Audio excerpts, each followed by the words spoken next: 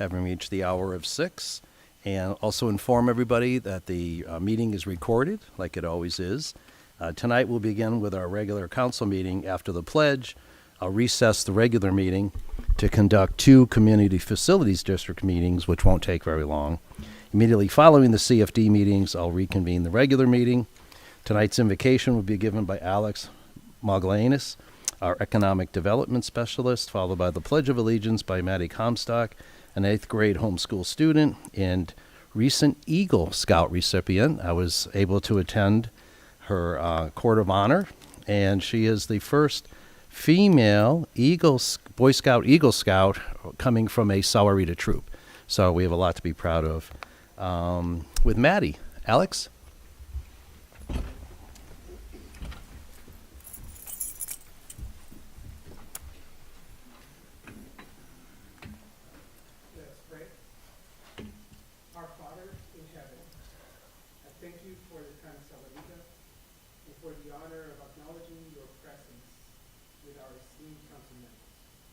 I am grateful for the freedom and liberty we enjoy in you and in this nation.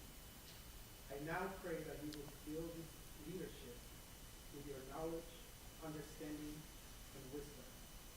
With knowledge so we can know your will for the town of Sahuarita. With understanding so we can continue moving forward, honoring each other despite any differences. And with wisdom so we can know how to continue serving our beautiful town. I ask all these things in the precious name of Jesus. Amen. Amen. Thank you. Maddie?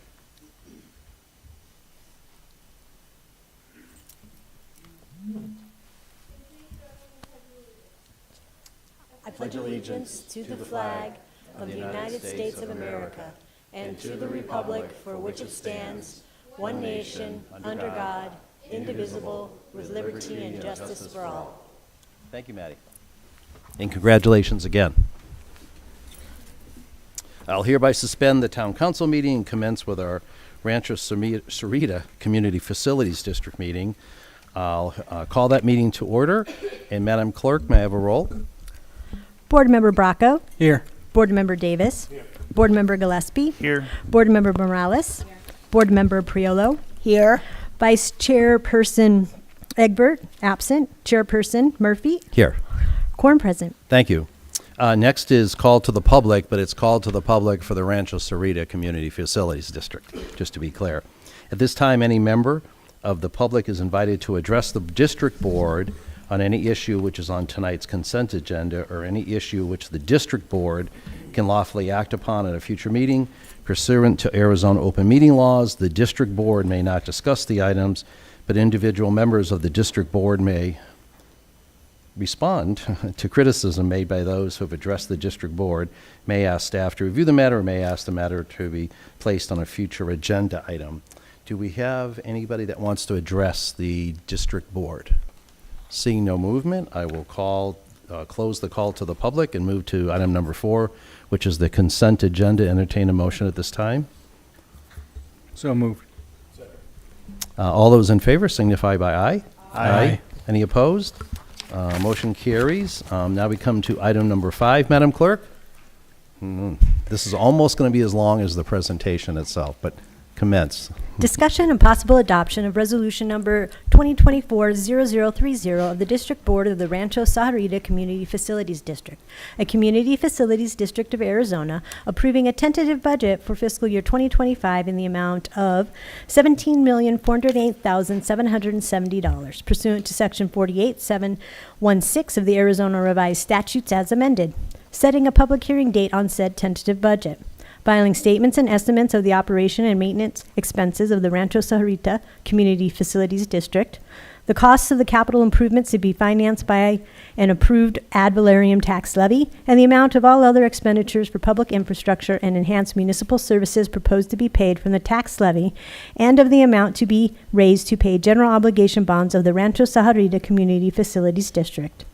all of which shall be provided for by the levy and collection of an ad valorem tax on the assessed value of all the real and personal property in the Rancho Sahuarita Community Facilities District, providing for notice of filing the statements and estimates and a notice of a public hearing on the portions of the statements and estimates not relating to debt service on general obligation bonds, and providing that this resolution shall be effective after its passage and approval according to law. Thank you. And Mr. Mariotti, our district treasurer, will present this item. Good evening, AC. Good evening, Mr. Chairman, members of the board. This agenda item will provide you an opportunity to adopt the tentative budget for fiscal year 2025, and the fiscal year commences on July 1, here in a little bit more than a month. So just as a reminder, the tentative budget is a required part of the budget adoption process. It sets the spending limit for the year ahead, so what's adopted tonight will be the ceiling of the budget. So when we come back to you with the final budget adoption, you can change things around in the budget, you can adopt a lower budget amount, but it can be no higher than what's adopted tonight. A little bit of background on the district, mostly for the public. The district was formed on March 24th, 2014. It encompasses 943 acres, and all of that within the Sahuarita town limits. At build-out, it's anticipated to have 3,267 residential units and approximately 1.25 million square feet of commercial space. Each January, we receive information from the county assessor's office on the property valuations for all properties within the district.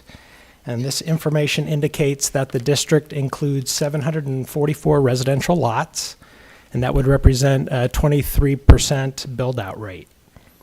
That number is 318 more than the information we received last year, so that's 75% growth in the number of lots year over year.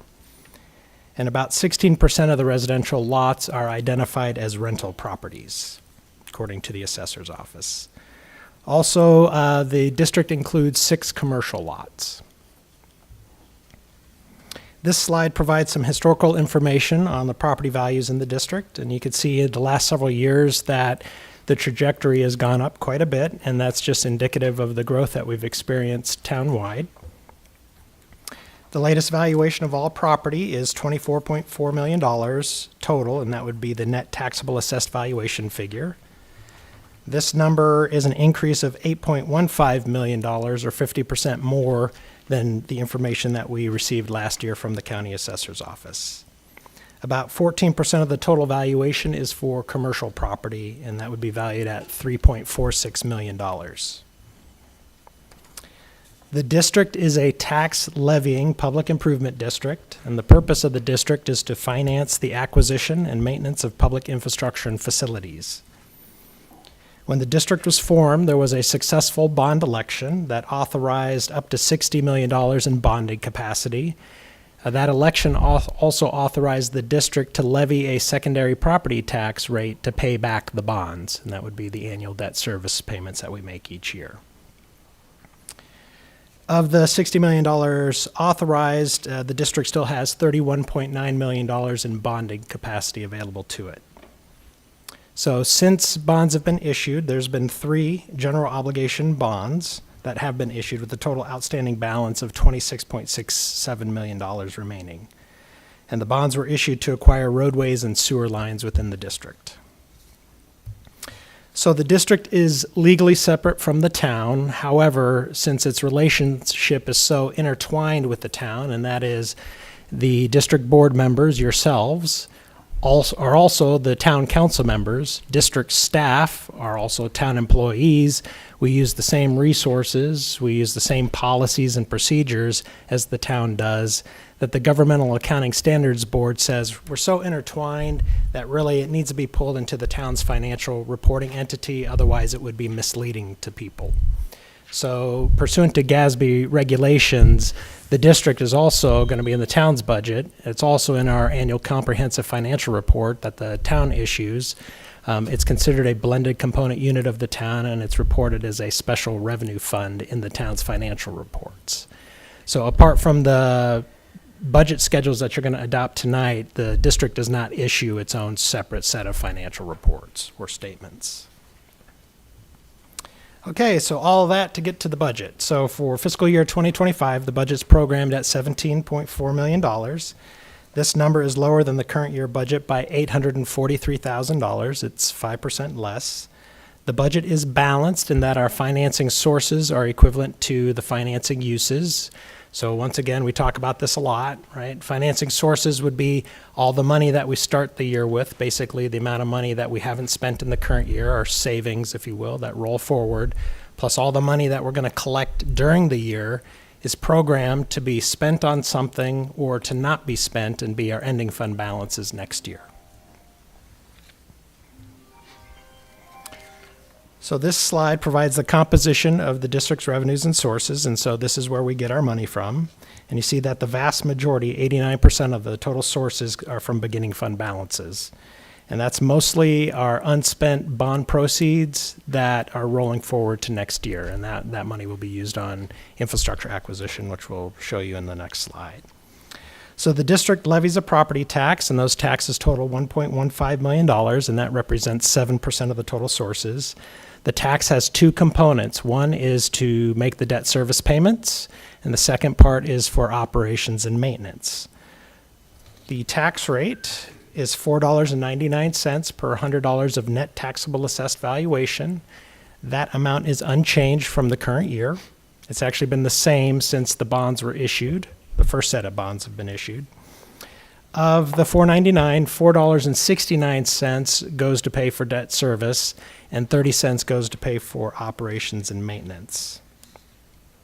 Next, we have developer contributions, which total $593,000, or 3% of the total sources. So this goes back to what the master developer agreed to when the bonds were issued. So the district collects property taxes to pay debt service. But where those tax collections are not sufficient to make the annual debt service payments, the developer has to step in and pay the difference. And so that's what this number represents. The developer has also made some obligations on the operations and maintenance side that there's a deposit that we have on the books, and if there's any deficiency with the taxes to pay for operations, we can use that deposit or go back to the developer and petition for more funds to replenish that deposit. But the 2025 budget doesn't anticipate the O&M component, so this is all debt service related. Then we have investments programmed at $200,000, and this is really related to our investment earnings on our unspent bond proceeds. So that money's sitting in a trust account. That trust account is earning interest, and that interest goes to pay for district costs, mainly to offset some of the debt service obligations. Okay, looking at the district expenditures. So this shows us how the resources are going to be used during the year. You see that the largest category, $15.5 million, 89% of the total, is for capital outlay. And that would include the acquisition of roadways and sewer lines from the district's master developer. And all of that's being financed by general obligation bonds that were issued in previous years. Debt principal and interest total $1.9 million. That represents 11% of the total budget. And then we have operational costs totaling $53,000, and that accounts for general administration costs of the district. It also pays for our district engineer, which is an outsourced firm that we use. It also pays for street maintenance costs.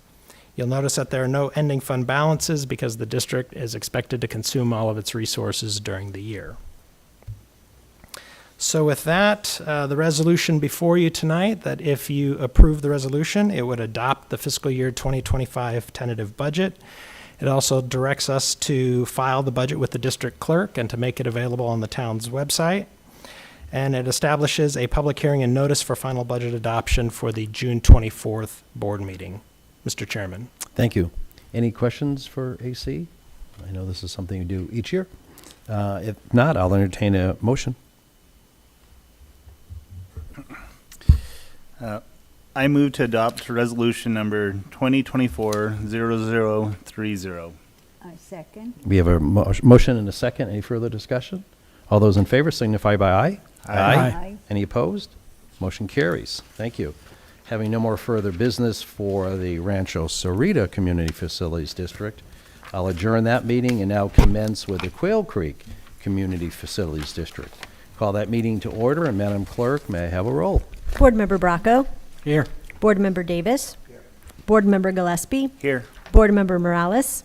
Board Member Priolo. Here. Vice Chairperson Egbert, absent. Chairperson Murphy. Here. Quorum present. Thanks. And item number 3 is call to the public for the Quail Creek Community Facilities District. At this time, any member of the public is invited to address the district board on any issue which is on tonight's consent agenda or any issue which the district board can lawfully act upon at a future meeting. Pursuant to Arizona open meeting laws, the district board may not discuss the items, but individual members of the district board may respond to criticism made by those who have addressed the district board, may ask staff to review the matter, or may ask the matter be placed on a future agenda. Having no speaker cards for the Quail Creek Community Facilities District, does anybody want to address the district board on that item?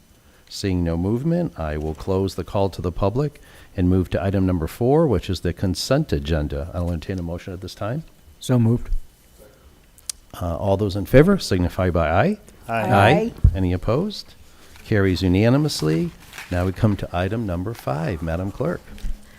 Discussion and possible adoption of Resolution Number 47 of the District Board of the Quail Creek Community Facilities District, a community facilities district of Arizona, approving a tentative budget for fiscal year 2025 in the amount of $1,104,650 pursuant to Section 48-716 of the Arizona Revised Statutes as amended, setting a public hearing date on said tentative budget, filing statements and estimates of the operation and maintenance expenses of the Quail Creek Community Facilities Districts, the costs of capital improvements to be financed by the approved ad valorem tax levy, and the amount of all other expenditures for public infrastructure and enhanced municipal services proposed to be paid from the tax levy, and of the amount to be raised to pay general obligation bonds of the Quail Creek Community Facilities District, all of which shall be provided for by the levy and collection of ad valorem taxes on the assessed value of all the real and personal property in the Quail Creek Community Facilities District, providing for notice of the filing of the statements and estimates and notices of the public hearing on the portions of the statements and estimates not relating to debt service on general obligation bonds, and providing that this resolution shall be effective after its passage and approval according to law. Thank you. Mr. Mariotti. Mr. Chairman, members of the board, I apologize for the redundancy ahead of time. But this agenda item will provide the district board an opportunity to adopt the tentative budget for fiscal year 25. And again, the tentative budget is part of the regulatory process of adopting a budget each year, and it does set the budget limit for the year ahead. So when we come back to you with the final budget approval, it can be no higher than what's adopted tonight.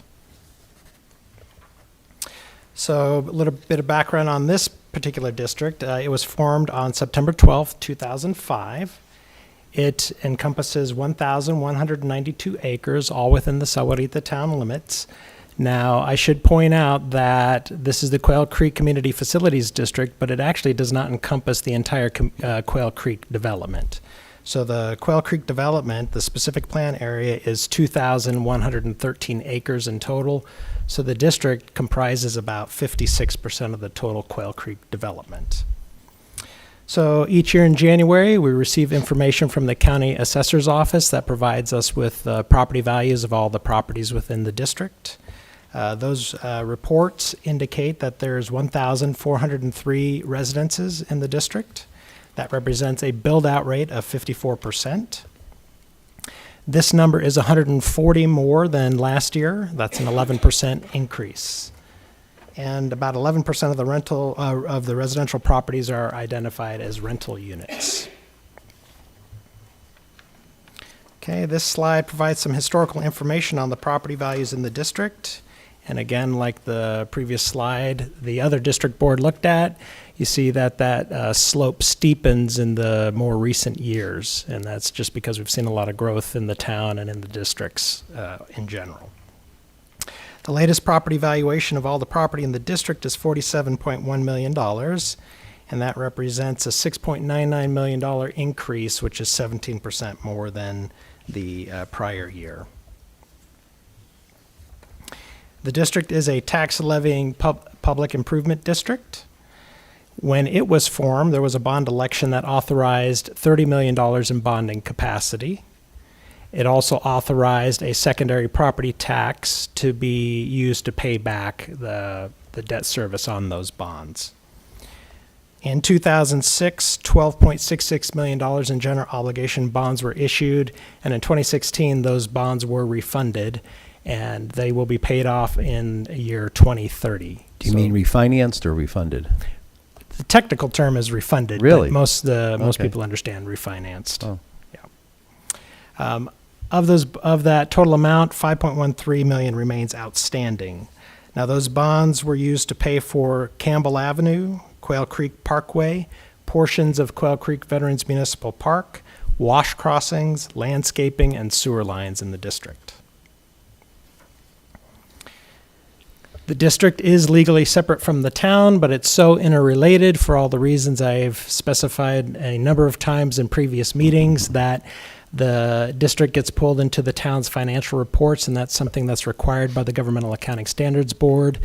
From the town's perspective, it's considered to be a blended component unit, and it's reported as a special revenue fund of the town. Apart from the budget schedules before you, the district does not issue separate financial statements. The 2025 budget is programmed for $1,104,650. This number is higher than the current year budget by $22,000, so that's a 2% increase. The budget is balanced in that our financing sources are equivalent to our financing uses. This slide provides the composition of the district's revenues and resources. The district levies a property tax, which provides 95% of all the resources it uses in the year. That totals $1.05 million. There are two components to that property tax, one to pay back debt service and one for operations and maintenance. The tax rate is $2.40 per $100 of net taxable assessed valuation.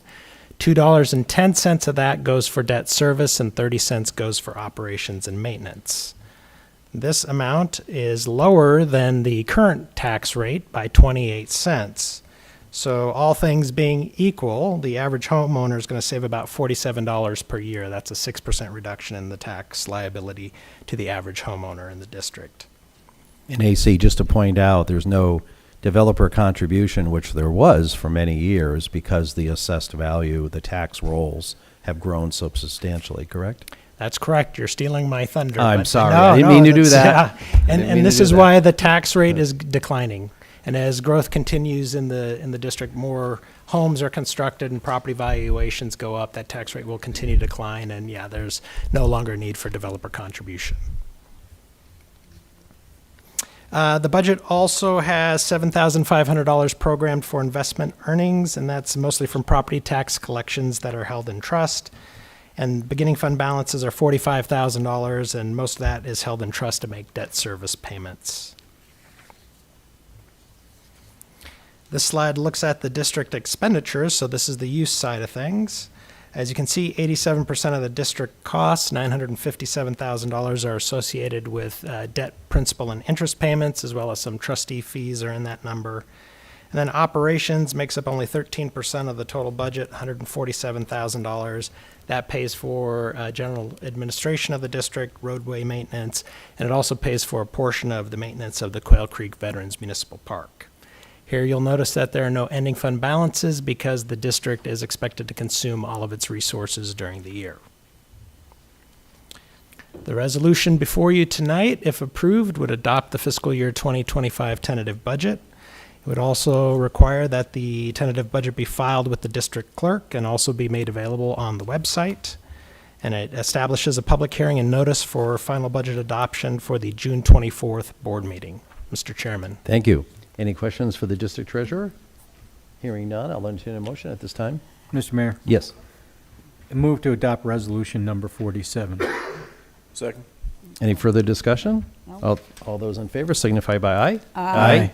Any opposed?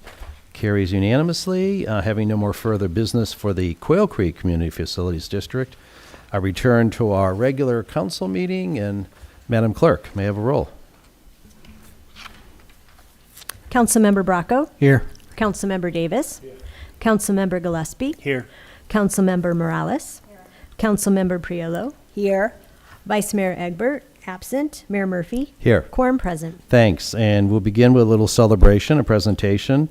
Chief John Nolan will present a Citizens Meritorious Award to Sarah Mallard, the Walmart Loss Prevention Manager. If you can both join me at the podium.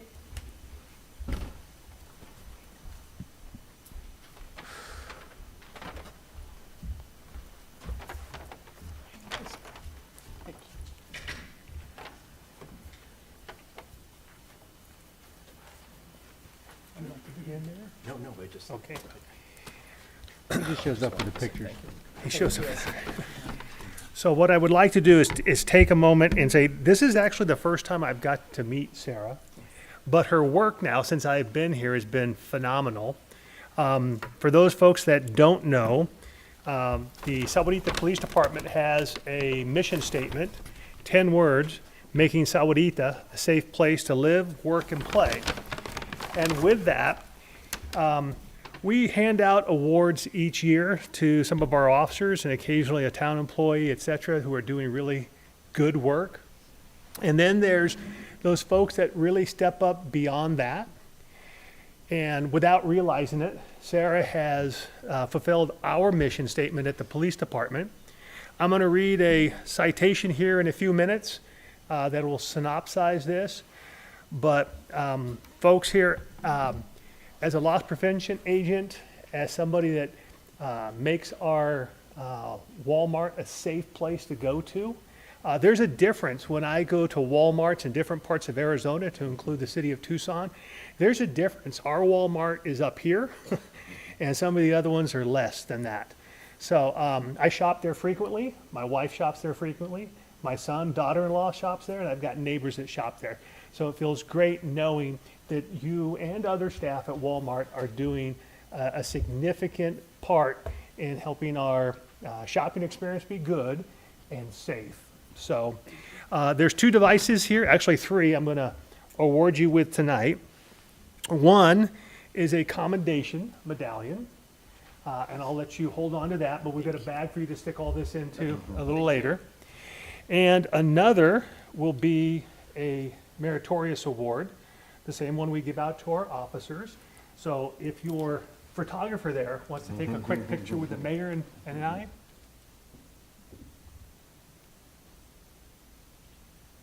That's a lot of pictures.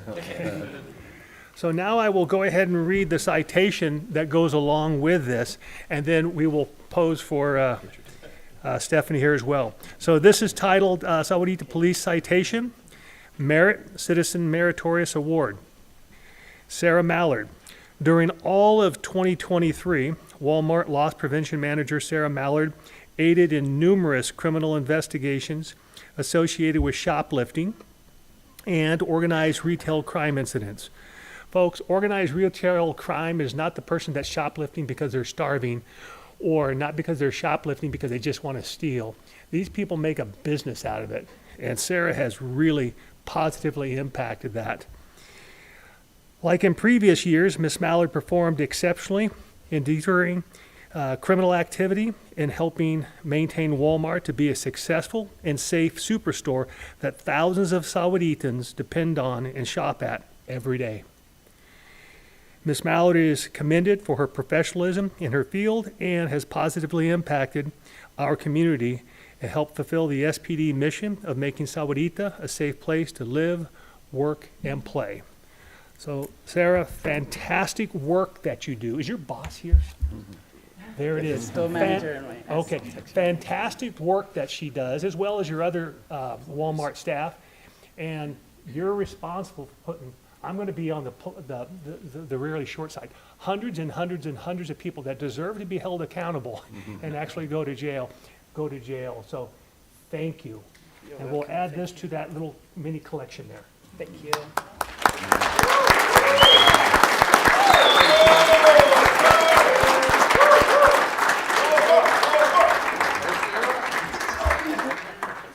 Go get pictures.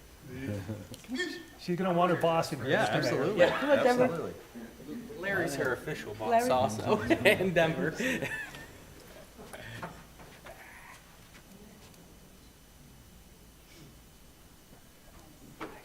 Thanks. Appreciate it. Sarah, I'm gonna let you fumble that back into the bag. Thank you. Thank you, Sarah. Great work. Thank you. You can say a few words if you want to, but you don't have to. Honored. Thank you, Sarah. Okay, thank you. Appreciate it. I'll keep doing it.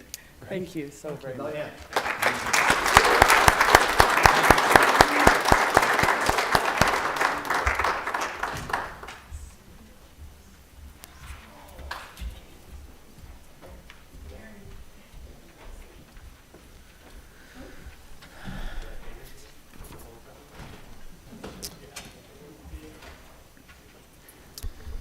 Thanks again, Sarah. I know it's our largest tax collecting store in this, the town of Sahuarita, so we appreciate anything we can do to keep the theft down. Next is call to the public. The call to the public is now open. I invite spokespersons and individuals to address the town council on any topic of on the consent agenda or any issue the town council is legally permitted to act upon in the future. Appointing a spokesperson is not just a means to extend speaking time, but a way to delve into a specific topic, provide more details, and effectively represent the community's views. Spokespersons representing 10 or more individuals present at this meeting may speak for up to 10 minutes, individuals for 3 minutes. Instead of the 3-minute speaking time, individuals represented by spokespersons will be asked to stand while their spokesperson addresses the town council. Per Arizona open meeting laws, the council cannot discuss matters that are not on the agenda. However, individual council members may respond to criticism made by speakers, request staff to review the matter, or propose adding the topic for a future agenda. And since we added this a number of months ago, no one's taken advantage of it until this evening. So I'll ask Randy Austell to come forward and make a presentation. And just for, this is our first time practicing, everybody that she is representing, if you just please stand just quickly, just for, I'm not going to count right to 10, but thank you. I appreciate it. You can have a seat. Come up to the, now Lisa, we've never done this before, so will the lights be the same? Ready for 10 minutes. Okay, thank you. I won't take that long. That's but thank okay. You. My name is Randy Austell, and we have several people here who use the Quail Veterans Park, the dog park. Recently, there has been an issue that has arisen, and the chairs that we have provided have been being removed by the maintenance staff. A couple of the people have sent questions through your website, and the responses that we have gotten are that in accordance with the established dog park policy and posted dog park rules, the chairs will not be permitted. I'd like to, if possible, invite the board's attention to the pictures that we took. They were taken this morning. They are of the posted dog park rules. In particular, I invite your attention to the very last rule that says movable chairs for use only within the fenced dog park area. Please stack after use. And on the next page is a photograph of the signage posted by your Parks Department that indicates that the chairs are to be stacked right there, and that keeps them out of the way for the maintenance people to do their job, which we very much appreciate. The issue is with the chairs being removed, many of the people who go and enjoy this amenity that you provide, they either have mobility issues, and in particular, that's been exacerbated by the pea gravel that was put down as opposed to the grass. Many of them are walking with canes or walkers, which they get kind of caught up in the pea gravel. We have had some people lose balance on the pea gravel. So the chairs are an important component of everybody who gets together out there, because those people are able to sit, and as the temperatures rise, it makes it even more difficult for many of the people who go there to stand for any prolonged period of time. But moreover, when the dogs start to run and play, which is what we want them to do, When the dogs run, you see just about everybody go like this to protect our knees because we're old and we know that if we get collided with, we're coming back to pay over here at the Sahuarita Hospital. So the chairs are used for a lot of things up to and including stopping the dogs when they're running toward people. We're not sure what the liability is that's being referenced in the reply emails that we're getting. I'm a grandmother. I bring my granddaughter out to the playground area that's right behind there. And there are issues such as the equipment gets really hot when some of it's been out in the sun, and you can burn your hands when the child puts her hands on the swing. There's also a lot of activity that takes place at your soccer fields, and as a parent and grandparent, it's typical for towns to have the parents sign a release that if their child is injured going out there on your fields participating in these group activities, that they assume the risk and they will hold the town harmless. We're asking simply to modify the signage. If the liability is that we are providing the chairs and there's some concern that something could happen, a chair breaks and somebody gets injured, then I would invite you to think about signage that simply says that if you as a patron are choosing to sit in furniture that has not been provided, meaning nailed down by the town, that the chairs are permissible and we are following your rules. We are stacking them. There's always have been movable chairs. And so we're not certain what has changed over the last couple of months, but as it gets hotter, more and more people are not coming because they can't carry the portable chair, the dog, sometimes more than one, two on a leash, the toys that they need for the dog, and many are walking with accessories like canes or walkers. So we're simply asking for some resolution that we're allowed to have the chairs, whether it means adjusting the signage. I would also draw attention to the fact that the rules at Animax are different. The Animax patrons are being permitted to stack the chairs outside the fenced area, and then they can bring them in each day.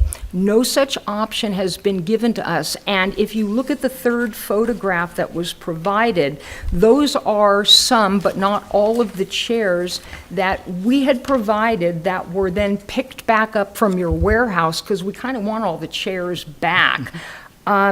And so we're asking either for clarification as to what the concern is as to the liability so that we can help you not have liability, but also so that we can keep people safe and they're safer with the chairs than they are without the chairs. And so I would invite questions if anybody has any questions.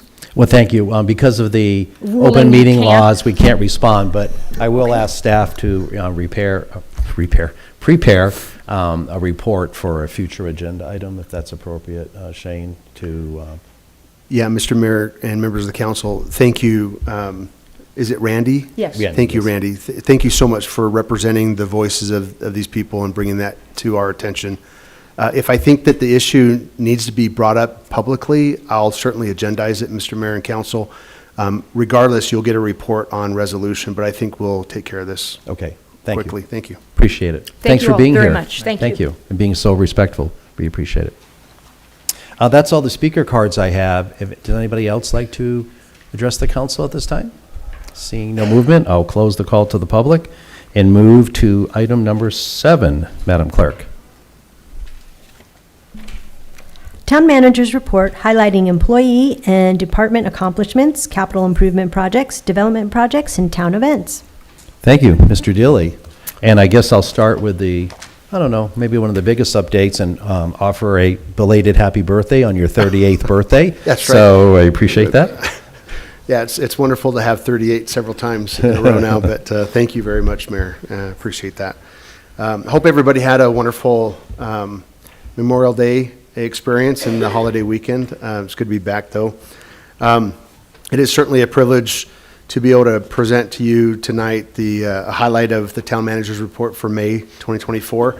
Of course, as usual, I want to acknowledge the efforts of leadership team and the And of course, Mark Felix from my office in helping to put the report together and the PowerPoint tonight. It really is a team effort. Next slide, please. For the reporting period, Mayor and Council wanted to recognize 3 new employees that have joined our family. We're glad to welcome back Jeanette Perales from in finance as our accountant. We also added 2 employees to wastewater. Charles Denler as a mechanic, and Christopher Villanueva as an operator. We also like to acknowledge milestones, service milestones, employee anniversaries. Tonight we recognize 3 of our employees celebrating their 5th, 10th, and 15th year anniversaries with the town. Dina Troutwine, our court administrator, celebrated her 5th anniversary during this reported period. Jay Peterson is a police officer with the town. He celebrated his 10th year anniversary. And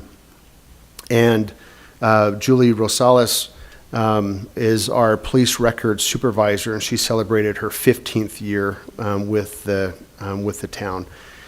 Certainly want to recognize these employees for the dedicated service to our community and to our organization. Thank you very much. Next slide. We'll jump into some department highlights during this reporting period. I'll touch on a few. Of course, there's a lot more information in the actual report that's provided on the town manager's section of the town's website. This year in the police, in the police department, the police department held their annual award ceremony, and they covered 3 different awards and recognized 3 distinct individuals for those awards. The first award was the Civilian Peer Recognition Award. That went to Jennifer Elias. She's our grant coordinator in the police department, an amazing employee for the town, generating a lot of grant revenues for our police department. Probably in the millions of dollars over time. It's amazing. She does stellar work. The next award was the Sworn Peer Recognition Award. The recipient of that award was Amanda Seabolt. She's a sergeant in the police department. And then the final award is the Employee of the Year, and that was bestowed on Ivan Koda, who is a detective with our police department. I'd like to congratulate those 3 individuals for their committed service to our community and to our organization. Moving on to the court department, we want to send out kudos to Mary Jo Balagia for successfully completing the Arizona Supreme Court Civil Traffic Hearing Officer Training. That's quite a mouthful, but it certainly is an acknowledgement, and she's to be congratulated for that effort. Grace Santa Cruz, senior clerk, attended the 2024 Arizona Courts Association Conference. She took a course providing her an opportunity to interact with over 200 court personnel from court jurisdictions around the state.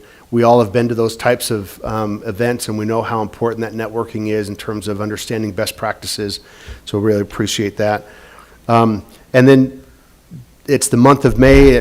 Graduations across the board are happening. Certainly wanted to call out 2 individuals in our organization that took on the daunting task of working full-time, living day to day, and on top of all of that, going to school to earn their graduate or their bachelor's degree. And so I want to recognize Alexis McBurnett, who's a court clerk. She graduated this past reporting period, so May, with a bachelor's of science in psychology and applied behavioral analysis. And we want to recognize Bianca Cruz, office assistant in the clerk's office. She also received her bachelor's degree in business administration. It's a great accomplishment, and we wanted to make sure we highlighted them. Moving on to community development, building safety held its semi-annual home builders meeting this past month, and that's where they come together. They invite the building industry to come in, learn about our codes and our processes, and we're able to answer questions really to build relationships and to make sure that we have face-to-face time with the industry. I attended the very tail end of that, and all reports from everybody was that it was really strongly attended, and discussions were very productive. Drew Salcido, our senior permit technician, had the opportunity to attend the Arizona Building Officials Spring Institute, and in there she attended he attended a 2-day course designed to help permit techs learn much more about the possible permitting in a short and do so in a very short period of time. Next slide, please. In our public works, some of our staff attended the school district's Sci-Tech Festival earlier this month. This is an exciting event aimed to ignite a passion for science, technology, engineering, and math in curious 8th grade students. We really appreciate our public works team for participating and supporting the district that way. In Parks and Rec, on May 16th, representatives of the town, Freeport McMoran, and the Tohoto O'odham Nation attended the Metropolitan Pima Alliance Common Ground Award banquet. Mayor, you have it right in front of you. Thank you for being there and support. This team received the 2004 Common Ground Award for the Man in the Maze Trails Park project. A great collaborative effort between all of these agencies mentioned, and duly worthy of that kind of recognition. So definitely wanted to highlight that. The splash pad began construction earlier this month and is set to be completed the end of July. If you haven't driven by to see, just take a gander. We're really excited about this. Obviously, the construction footprint is going to have an impact on normal operations of the park facility itself. We ask for the public's patience as we get through this exciting endeavor. Next slide, please. I wanted to just this morning, I took a screenshot I took a shot with my camera of the construction site. They're out there moving dirt, and I'm very excited about it. Next slide, please. You'll notice here I wanted to call out and use the splash pad construction site as a model, but wanted to share with the town council a new effort by staff to call the public's attention to the work that their tax dollars are doing in our community. The photo is of a construction site, the town's new splash pad. This photo is of a new public awareness sign intended to inform the visiting public, that their tax dollars are hard at work for their benefit. Similar signs will go up on all of our town capital projects going forward as a way to help the public see what their tax dollars are doing to improve the quality of life for here in Sahuarita. So we're really excited about that. Next slide. Continuing in Parks and Rec, our first ever Try a Business Tuesday series was held in conjunction with Fiesta Sahuarita. We thought this was a huge success. We had 9 vendors comprised of 6 services and 3 food vendors join us over the course of 5 weeks. Around 50 staff and community members came out to indulge in delicious food and learn more about our community each of those weeks. So that was a great success. And of course, our events team is well underway in planning for the Sahuarita Stars and Stripes event coming up in July. We are considering a location change. Wanted to pay note to that. And considering the Animax Park as that facility, but more to come, so stay tuned. In economic development, Alex Magallanes, our economic development specialist, he attended an Arizona Association of Economic Development spring conference. It's a statewide endeavor to bring economic development professionals together as a peer-to-peer. So again, another awesome endeavor to hone in skills and learn best practices. And then we want to welcome our newest addition of places to enjoy sweet treats, the Jungle Fruit Respados,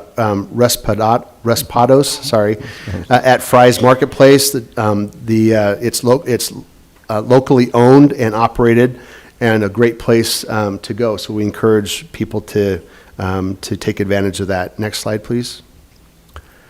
By way of capital improvements, we are embarking in an update on our website. So there's going to be a refresh to all the content. That's going to trickle in over time. It's not going to be all at once, and so just wanted to make sure that the council is aware of that. All the links and active parts of the website will remain active, and so we don't anticipate that this will be a hindrance to our public.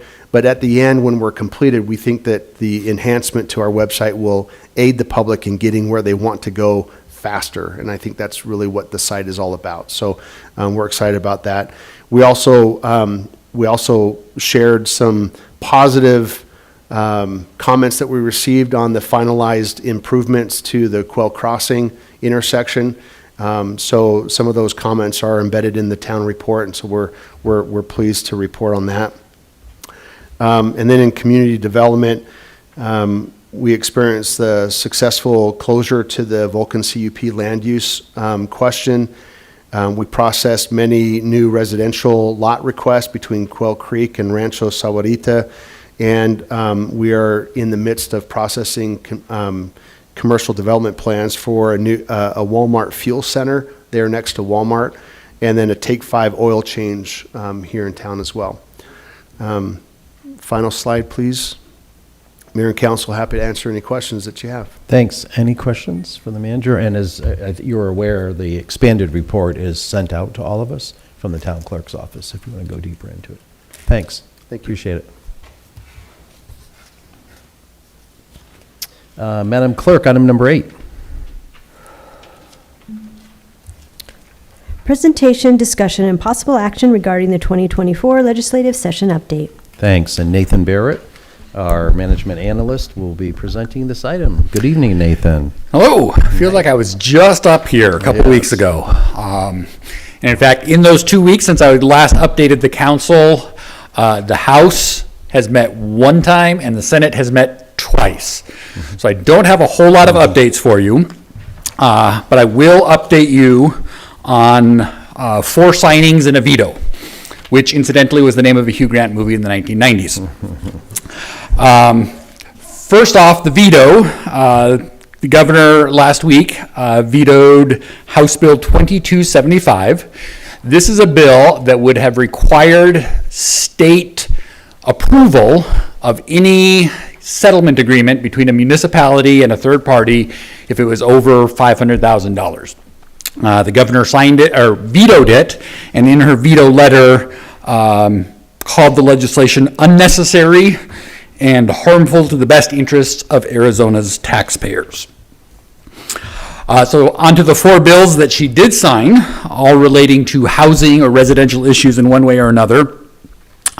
Staff is still analyzing and assessing what impact, if any, these bills will have on us as a town. But from my very preliminary read, from least impactful to most impactful, first we have 2721. This is a middle housing bill. Middle housing being those types of houses between apartment complexes and single-family residences. So we're talking duplexes, triplexes, quadplexes, townhomes. This bill very likely does not apply to us. It applies to municipalities over 75,000. There is a clause or two in there that may be a little ambiguous about whether that population threshold applies to that clause, but the league does not believe that bill applies to us. In a similar note, 2720, this is the ADU bill. This is another bill where there are 2 sections. One section says what a city cannot do, and the other section says what a city may do. That first section is very explicit about only applying to cities over 75,000 in population, but that second section is much more ambiguous. It just says a city may do the following. So we're looking into that. The league doesn't think that that would apply to us, but we want to double check and make sure that make sure of that. And when they're technically saying a city, which we are a town, Well, does it get that ambiguous? Where No, I was using shortcut language. The actual language in there is municipality. Oh, okay. Yeah. Sorry, Mayor. Trying.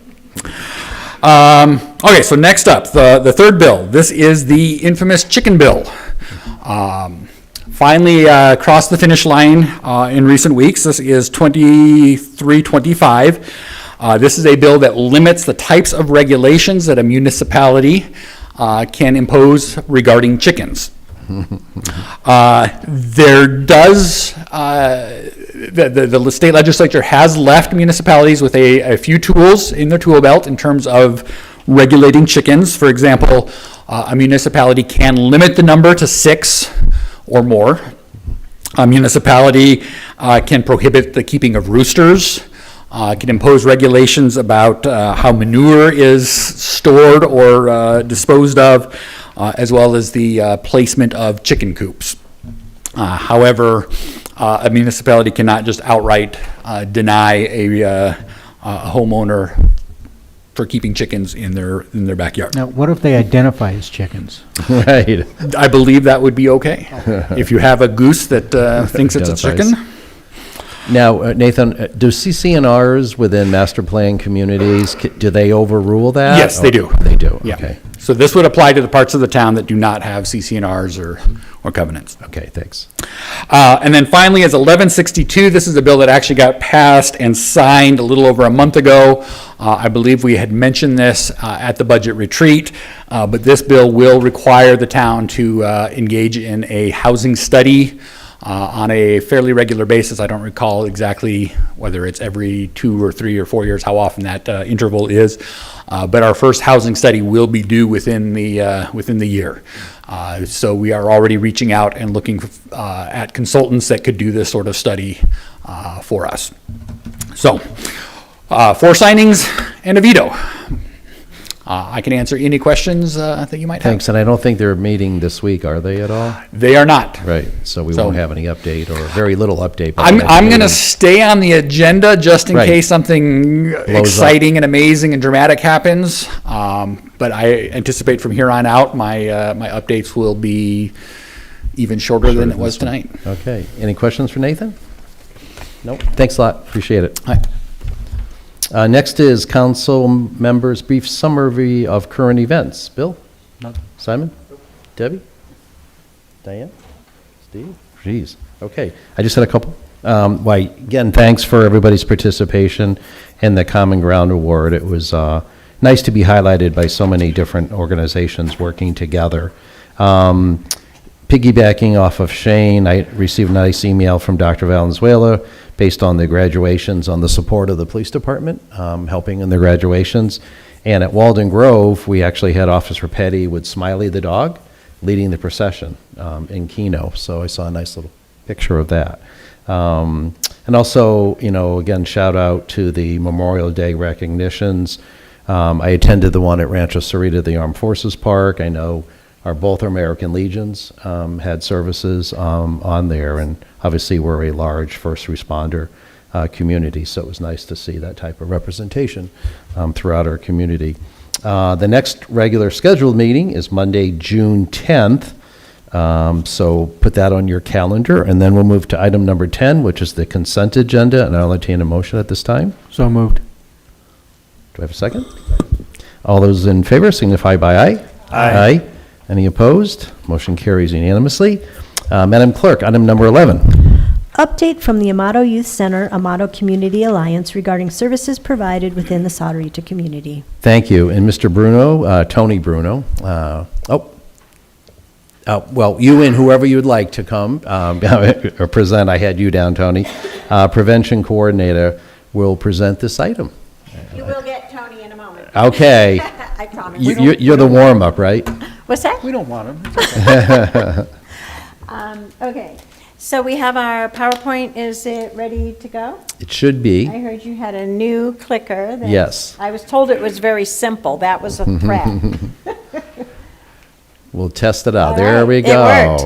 Okay, good evening. My name is Amy Bass. I'm the Executive Director of Prevention at Portable Practical Educational Preparation, otherwise known as PEP PEPs. Inc. We are all over the state, and our CEO can actually be found in other countries as well, doing work down in Mexico and as far as Africa. So if you're not familiar with PEP, you can look them up on the internet, on the website. It's simple, ppep.org, and see what we do. One of the things that we do is work down in this area. We began in the Amato Youth Center down in Amato with the kids, and this was many, many years ago. 2008 was when we, meaning the prevention department, started there. Our CEO, Dr. Arnold, went back years before that with the development of the Lakeside community and other things. The prevention department did exist at another organization. It was Compass Healthcare that merged with Sam Heck, became Pasadena with the Reba change. They closed, and long story short, PEP was willing to take on the prevention department. And since that time, it has just grown and grown and thrived, probably for all the wrong reasons because of everything that's happening with the kids, the opioid explosion epidemic, the vaping. Underage drinking has always been an issue. It will always continue to be an issue because alcohol is legal. And we just have to remember that it's not the best thing for kids to get their hands on, right? And that falls on all of us. Parents are busy. Sometimes establishments, they get fooled by the fake IDs, or somebody's buying for a younger kid. It just goes on and on. With the influx of marijuana being legalized, what does that send the message to the community? If it's legal, it must be fine. Maybe for some people it is, but certainly not for our kids and their developing brains. And when you look at kids who are now really struggling to get caught up in school from COVID, that break there, and just, I don't know what it is, but there just seems to be an awful lot going on in the world, and these kids need the support. We're looking at supports for mental health, social supports, life skills. I want to say it's not just the kids that need the life skills. I think there's plenty of adults that could benefit from life skills these days. But that's what we do. Our goal is to get in there first. Primary prevention, okay? So there's a lot going on right now with treatment, medically assisted treatment, the MAT programs. Wonderful. We are saving lives right and left. Our police department with the Narcan and the diversion, and really helping people to either shape up or ship off, right? And so we're really pleased to be working now with Sahuarita. And I just am going to show you like 3 or 4 slides, and then I'm going to turn it over to Tony. Tony Bruno is our Partnership for Success Prevention Coordinator. Most people already know Tony, but he is just really talented and knowledgeable and has done so much important work over the past 6 years. He'll be talking about some of the most recent work with Sahuarita in this area affecting the kids in the community. Tony will be followed by our prevention coordinator for what is known as the Substance Awareness Coalition Leaders of Arizona, formerly substance abuse, but now it's substance awareness because everybody needs that. And Karen runs that program that she'll be showing you some slides, a quick PSA, and Patty Schuler, who is her outreach support specialist, who is here, there, and everywhere out in the community. So if you see something you like, you can get with the ladies for presentations to any of your staff or community parents, any Girl Scout groups, whatever. They're out there with tons of resources for you. All right. So here is, and this was fun, whenever we have to use a PowerPoint, how many of us go back and find one that we had before and then give it a facelift, right?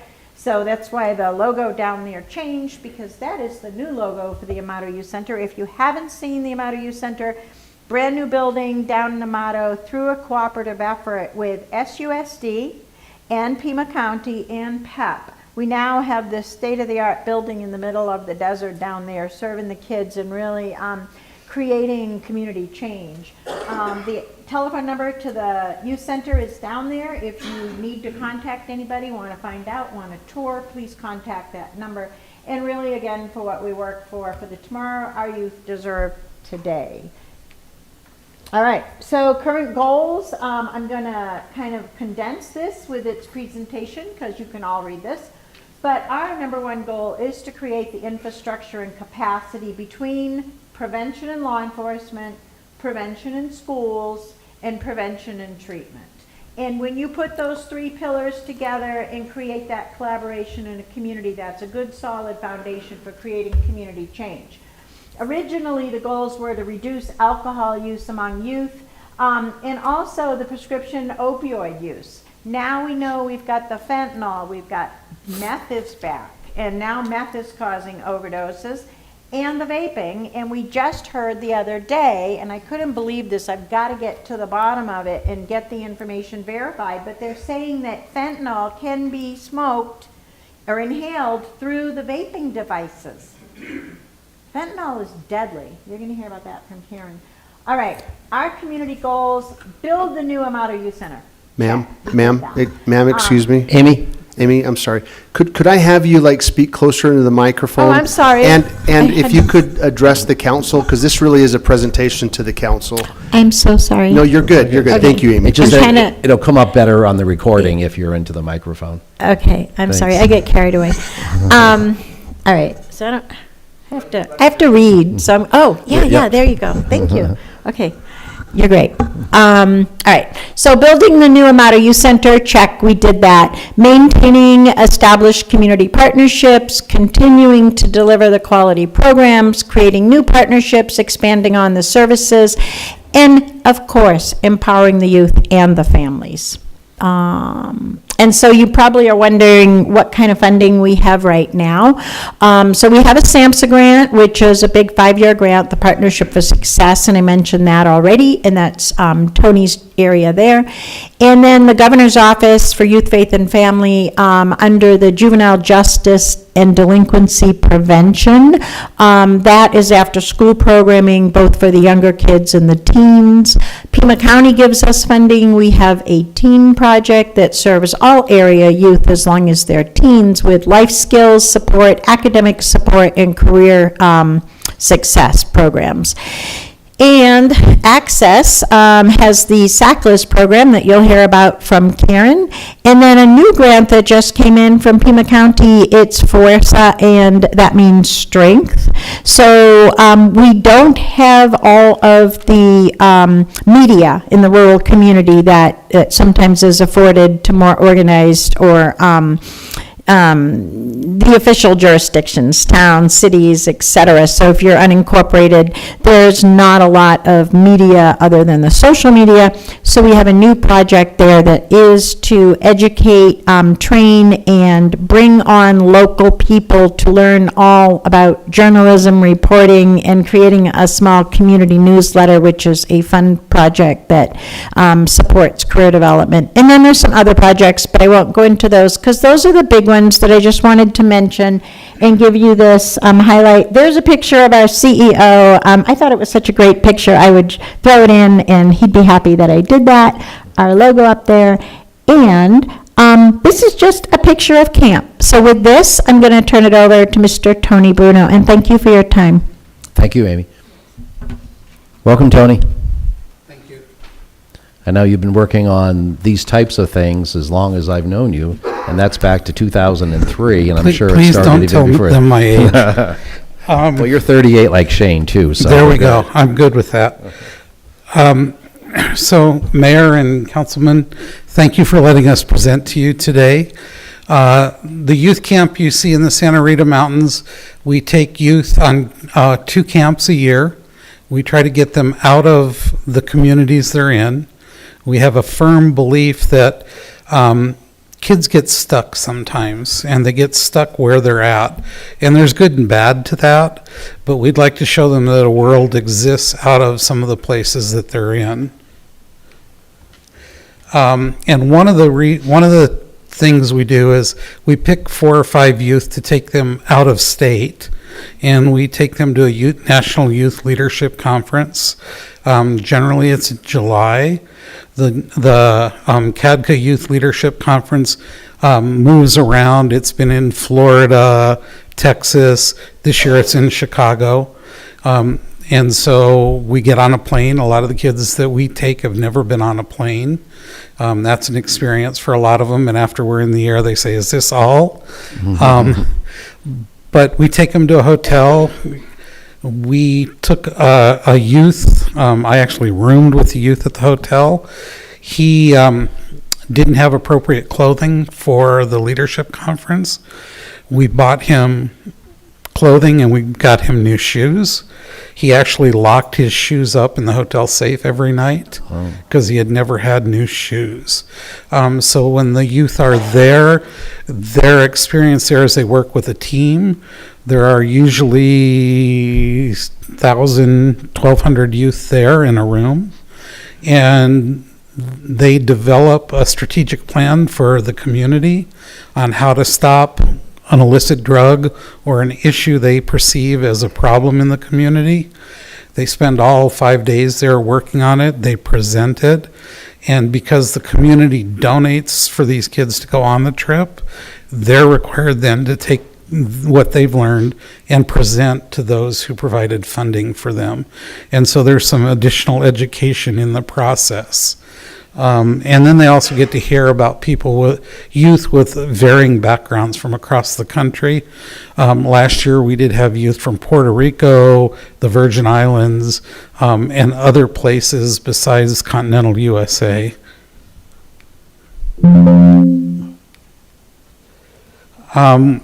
We also have a local church who believes, and we also believe, but believes that learning is the key to getting out of poverty.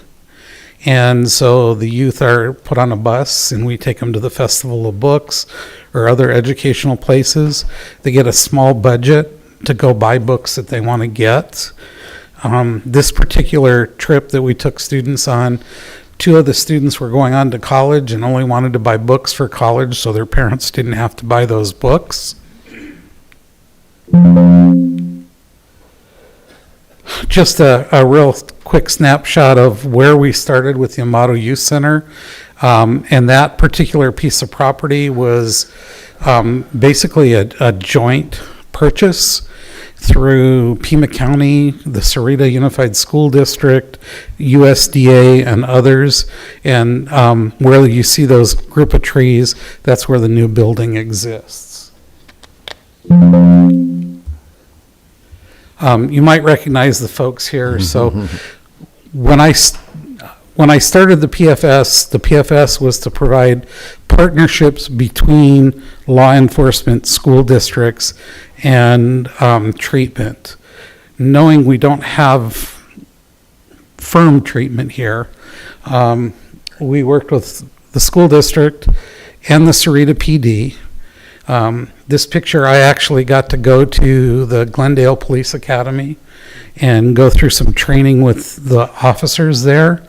It was a really interesting underage drinking session led by the Arizona Department of Liquor. And then, of course, we've presented here in front of the town council and the mayor a couple years in a row now as far as what we have done.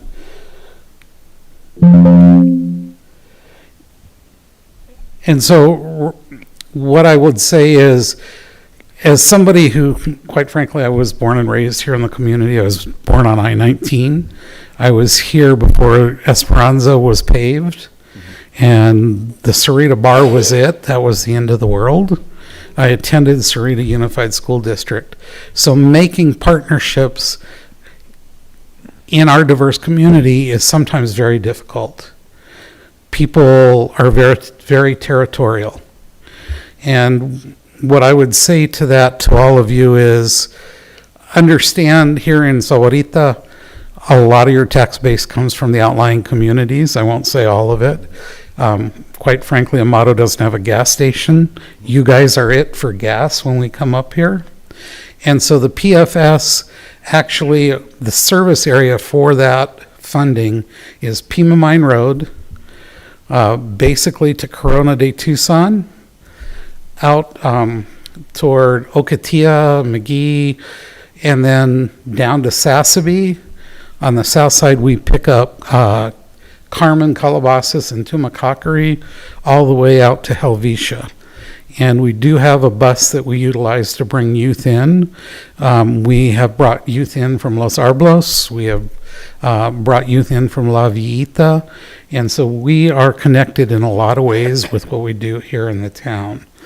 And so in order to make those partnerships, and I don't have my glasses to see that, so forgive me, but we do have a prevention and law enforcement committee, and we are working with the Sarita PD. We have several goals that we're working on, and you will see some of those later. We have an education committee. That committee is made up of the school district administrators from Continental, from Sahuarita, actually from the Amato Montessori School, and it also brings in some of our treatment folks like Serenity First, AZYP, Arizona Youth Partnerships, and ourselves. We work with treatment and recovery sort of on the edge right now. We have had several meetings trying to find a way to do treatment and recovery through a telemedicine type situation. It is my hope that at some point COPE has Wellness on Wheels, and we find a way to bring that down to support our youth. And then finally, we have our media and marketing committee. And so what you're looking at right now, if you haven't seen the school buses running around town, but underage drinking is what our focus has been, and specifically around prom and graduation. And so we have approached people in the community, asked them to provide us quotes, beliefs on underage drinking, and allowing us to use their pictures. So currently we have 8 buses that we're running through your community and others up and down the highway with messaging. Mayor, I hope we can get your picture on a bus next year. I don't know if you want that, but I'm willing if you do. And this, in my mind, has worked really well. I'm waiting to hear back from those in the know to see how much problem we had with underage drinking after prom and graduation. We also partner and have partnered since pre-COVID and before on the drug take-back events. So what I would tell you is the drug take-back events are interesting, to say the least. 3 years ago, I think that's right, and I'm looking at Karen because she helps on that. But 3 years ago, the Sarita drug take-back event, we collected more pills in Sahuarita than any other collection across the state combined, meaning there were over 500 pounds of pills collected here when everyone else was collecting 30 pounds or 20 pounds. And so just to give you an idea, the first box that we filled 2 weeks ago was 15 pounds. And that kind of gives you an idea. That's a lot of pills. We also partner not only with the Sarita PD, but Ivan Kota, who you honored a little while ago, he's worked with us on the drug take-back event.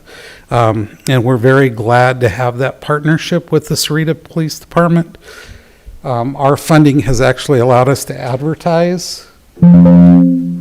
And Tony, if I can just interrupt you there, not only is it important to get them back, but it also keeps them out of the wastewater system and back into the aquifer if that's not. That's correct. Our goal is to keep them out of youth hands. Right. So those pills aren't lying around to be used by youth.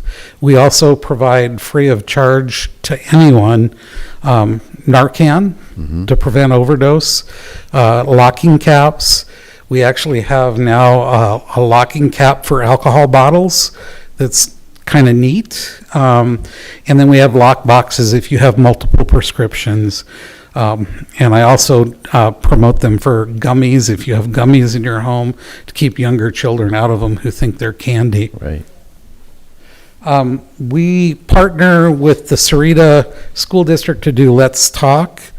This last year we had 138 youth attend Let's Talk. That was from middle school and high school, and it also included Continental and a little bit of Great Expectation in some homeschoolers. And basically, it's a conference-style setting for youth to learn about a variety of issues. It is youth-led and adult-guided, and they tell us what their concerns are or what they feel they want to hear about. And it is conference-style, so they move through 4 different sessions. And then at the end, we have open discussions about what they learned and what their fears or what their stress is. And we partner with some of the behavioral health folks in the community as well as the school district folks. And this, we do a survey at the end, and that provides information to administrators on issues they may not have been aware of.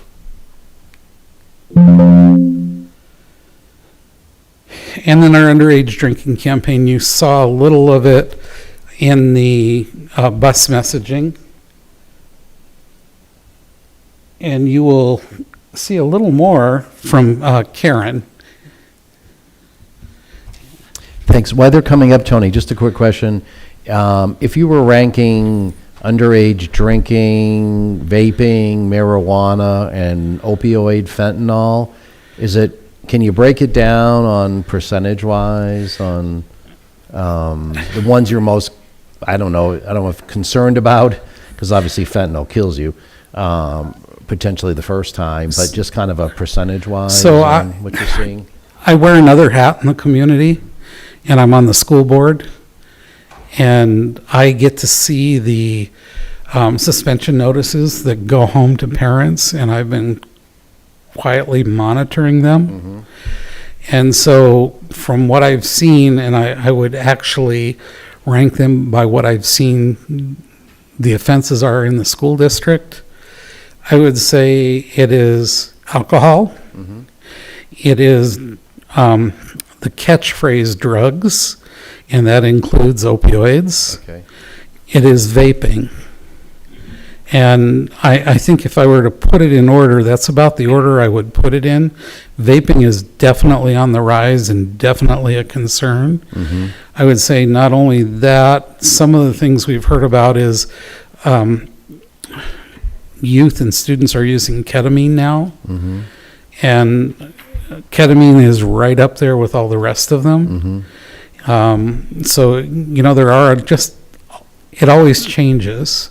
Right. But I think those 3 are the top: alcohol, drugs, and vaping.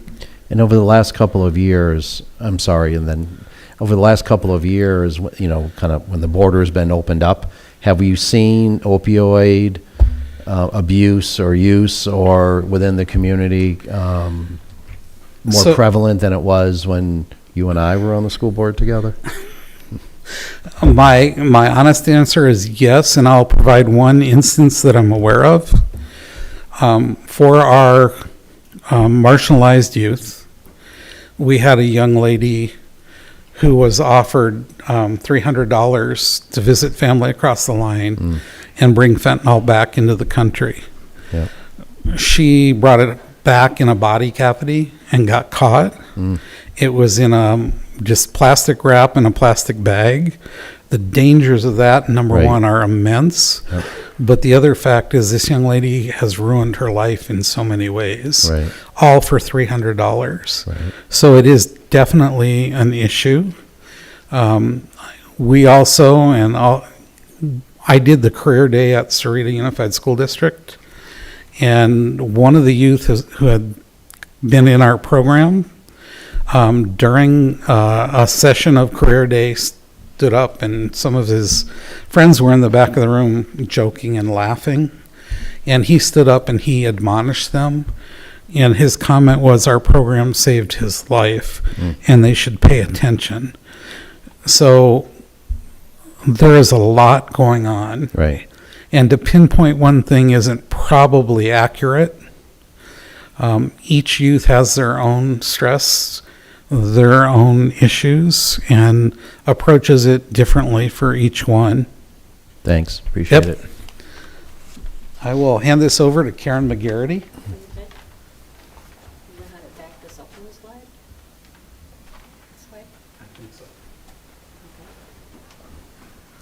Welcome. Hi, thank you for letting us present here tonight. My name is Karen McGarity, and this is Patty Schuler. Can you just speak just a little closer to the mic? And the podium goes up and down, or you can move that little toggle Okay. switch also. Yes, I do have a quiet voice. Sorry Yeah, about that. There you go. Okay, so this is Patty Schuler, my partner on the State Opioid Response Grant, also known as the SOAR Grant, and we also work on the Substance Use Block Grant, or the SUBG. And as Tony mentioned, we held an underage drinking prevention campaign here in the Sahuarita Green Valley area. And he showed you, it was mostly for prom and graduation in April and May. And he showed you the bus messaging that was already done, school bus messaging. So I'm going to show you some other elements of that campaign. And some of this came from the SUBG grant, some of this material, but it was edited and adapted for use here in the local campaign. So it's a good thing I brought a cheat sheet, because that is not the way this slide looked when I was working on it today. But one of the things we did was we did a newspaper ad.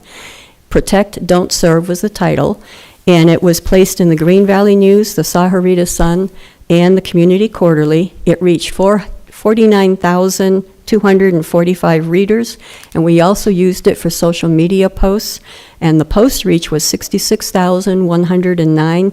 Post engagement was 8,075. Oh, good, that one worked. We also mailed out 3,279 underage drinking prevention letters, and there was an additional underage drinking flyer from one of the grants that was included, and this was mailed to households with youth between the ages of 8 and 18, and this was in Sahuarita, Green Valley, and the Amato areas. This letter included a quote from John Nolan, Chief of Police here in Sahuarita, and from Dr. Manuel Valenzuela, who's the superintendent of the Sahuarita Unified School District. This is the Spanish version of the letter, and you can see their quotes at the bottom. It's also on the English version. And this is an example of some of the material from the SUBG grant. This was included in the letter that went out that I just mentioned. And this is a Spanish version. Everything comes in English and Spanish, and we make sure everything goes out together that way. And then one of the last things we did was we created a radio PSA, and it reached 124,000 listeners in Sahuarita, Green Valley, Amato, Arivaca, and the surrounding rural communities. This was during prom and graduation season. And I am going to attempt to play it for you. I hope this works. As parents, it's our job to keep our children safe. Providing or allowing young people to use alcohol is violating this rule and is also against the law. The brain doesn't fully develop until 25 years of age, and alcohol can interfere with that development. Using alcohol as a teen is also linked to stress, anxiety, and depression. Be the positive influence. Protect, don't divide. Visit TalkNowAZ.com. This message is from the Amato Youth Center. Call 520-255-4067 to learn more. 520-255-4067. That sounds like Guy Actually. Is that It is Guy KGBY? Actually. It is most definitely Guy Actually. That was produced at a local radio station here in Sahuarita, and it aired in this area. Great. And now Patty's going to talk about what we have available from the SOAR and SUBG grants. Good evening. Thank you for having us this evening. I am an outreach specialist with the Amato Community Alliance, and it's my, I guess the word is, I shouldn't say honor, but I'm just really thrilled to be able to provide education to both the youth and the adults in the communities. We have presentations available on fentanyl. Tony mentioned we have Narcan available, but also we provide Narcan training. So anybody can take that training. We're, again, happy to provide it. And we've been giving that training to kids in the schools, Sahuarita School District as well. Other presentations we have, marijuana, vaping, alcohol, youth resiliency, excuse me, and other topics. All of our presentations, we've got them for youth-based or, again, adult-based. Along with informational print material, which I gave to Lisa to distribute to all of you members. And if you have any questions, or if you would like to reach out to Karen or myself about doing any presentations in your community, HOAs, churches, we would be happy to be able to get that scheduled with you. Do you have any questions? No, I just, I know from previous years working with a school, I remember the boards about, well, this is drugs and this isn't, and be careful, where nowadays it seems so dangerous. You take nothing from anybody ever. Correct. Including a water bottle that's been opened or anything else. You don't leave a drink on a bar and use the bathroom, especially as a female, because you never know what you're coming back to. So it's, Well, and we have videos, the real life videos. Thank you for bringing that up, sir. There's a video that a 14-year-old went to the mall to buy a pair of tennis shoes with his friends, and all of our videos or the stories or documentaries are in Arizona. Anyway, he asked his friend for something for a headache, and Right. it was a Percocet, Yep. and it was a fentanyl. Yep. So, yeah. So thank you for mentioning that, but really honored to be able to help our youth and help our communities get that information out there and educate. No, thanks, and thanks for the update. Any questions from my right? Questions from my left? Thanks for Thank being you. here. Appreciate it. Thank you. Thank you very much. So you've heard from a few of our staff. There are a few that couldn't be with us tonight. And also, we have a very important position open. So if you know anybody that is looking to do this work, please let one of us know. As we grow, we are just looking at the strength of the impact that grows by working with the town, the police department, the schools. It has really given the credibility for us to be able to reach the families. People hear messaging all day long on their social media from their social circles. There's a lot of misinformation that is going on out there. And just that one element of the program, when you see the school superintendent on the side of the bus with these messages, or the chief of police, that creates that credibility. It also sends the message that our officials care. They care about your families, they care about your kids, and many of us know somebody who has been involved with drugs and alcohol, and we know what it does, the devastation it can cause to families. So we thank you for embracing and supporting the work we do. It is very hard to quantify the impact of prevention. It's very difficult to say there's an individual that would be not here if it wasn't for prevention. We never know. But we know in our hearts, even saving that one person is worth every single dime. And so we're committed, and we look forward to working with you in the future. And we just thank you for tonight, for the time. Thanks, Amy. Thank you. Appreciate you all being here tonight. Appreciate it. Madam Clerk, item number 12. Presentation, discussion, and possible direction regarding the results of the multi-generational community recreation center feasibility study. Thanks. And Devin, our Parks and Rec Director, is walking to the podium. We'll introduce the item. And then Craig, is it Bowick? Is that the correct pronunciation? B-O-U-C-K? Craig Bauk. Was it? Craig Bauk. Bauk. And Mick Massey. And Mick Massey Those are- will be presenting from Barker Rinker CCAT Architecture. That is correct, Mr. Mayor, members of the council. Thanks for having us today. I know there's a lot of excitement behind this, so I'll keep my comments brief. Back earlier this year, I was checking in with Steve in New Point when we started this feasibility study process, and it really kind of was end of last year into the beginning of this year. Time's been flying quick. This has been a big project. I'm not even going to try to get into a slide that you'll see here in a minute with all the involved parties. A couple members of our council, Councilmember Morales and Egbert. Vice Mayor Egbert were part of this, and then I see that we have a few here as well, Michelle and Nicole, who've been assisting. So I just wanted to say thank you before we jump into it. But with that, I know we're all excited. We have our feasibility study phase 1 findings tonight, and joining us on the call tonight, Craig Bauk and Mick Massey, who have been our 2 consultants leading the project. And from here, I'll hand it off to them. Thank you. Good evening, gentlemen. Can you hear us okay? Yes, we can. Yes, we can. Thank you. Good evening.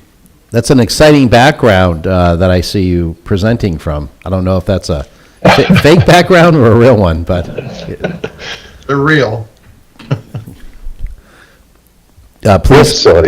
Please continue. Well, thank you very much for your time tonight.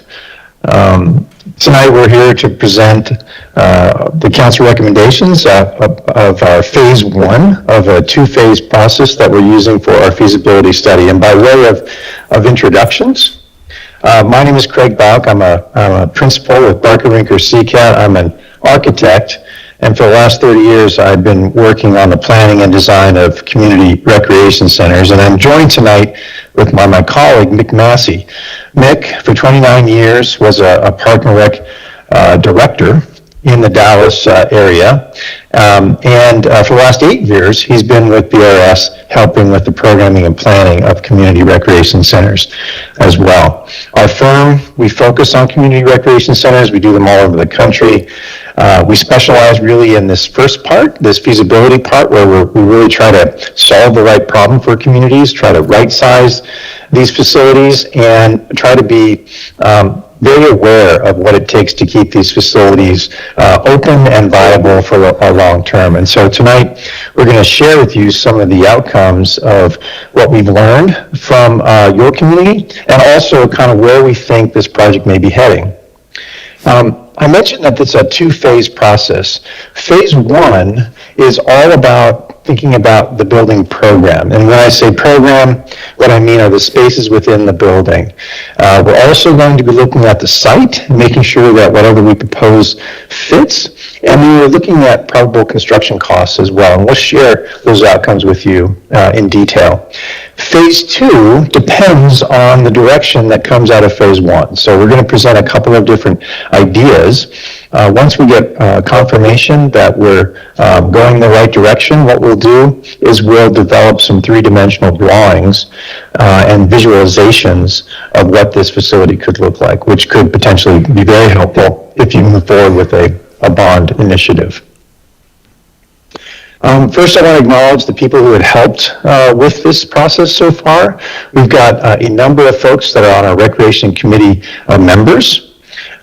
We've got a consulting team from New Point who were very instrumental in giving us some good direction. And of course, we had our administrative team. I want to begin with the input that we got.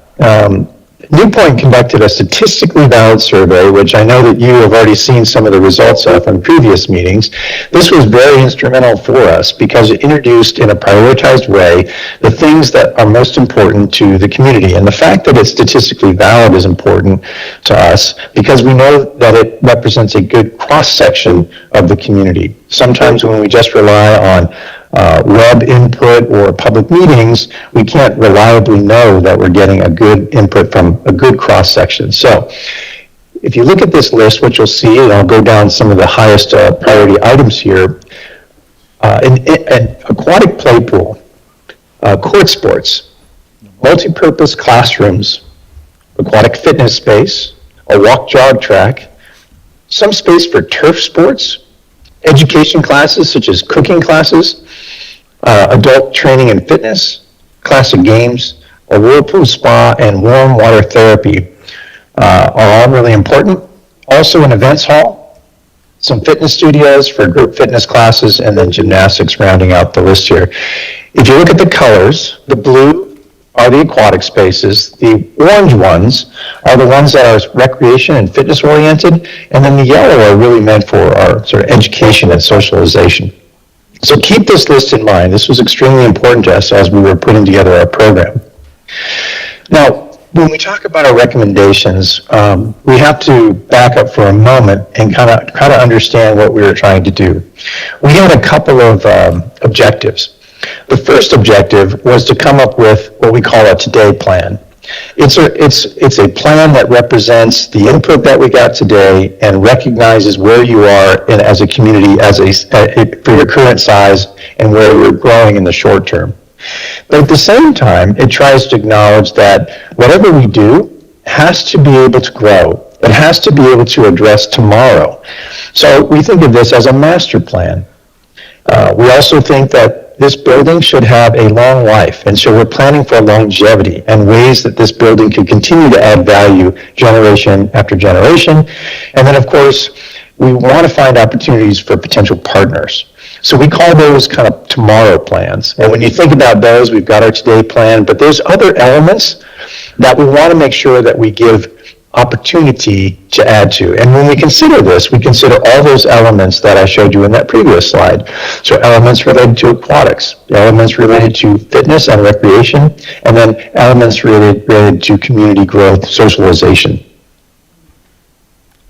All right, so let's take a look at what our recommendation for the Today plan is. Now, again, this is based on information from our public survey, industry best standards, and our feasibility study group that we worked with. In this first option, we're proposing 54,000, well, first let's note that right now, 54,000 square feet is what is in our Today plan proposal. Now, if you compare that with your current population of about 38,000 individuals, that's about 1.4 square foot per person. Now, 10 years from now, the projection is your community will grow to 44,500 folks, and that then that 54,000 would reduce to about 1.2. Well, why do I mention this? Why do we even look at square feet per person when we think of facilities like this? The only reason we do is because it gives you an indicator that you can compare to other communities that are trying to figure this same situation out. In general, there is no hard and fast rule for any one community, but working across the country, what we see as a target is somewhere between 1 and 2 square foot per person is a good target to start with. It's a good target to see if you can meet the needs that come through your input process. And so that's where we started. We've got 54,000 square feet, seems to be a good beginning place, and we'll show you what that looks like.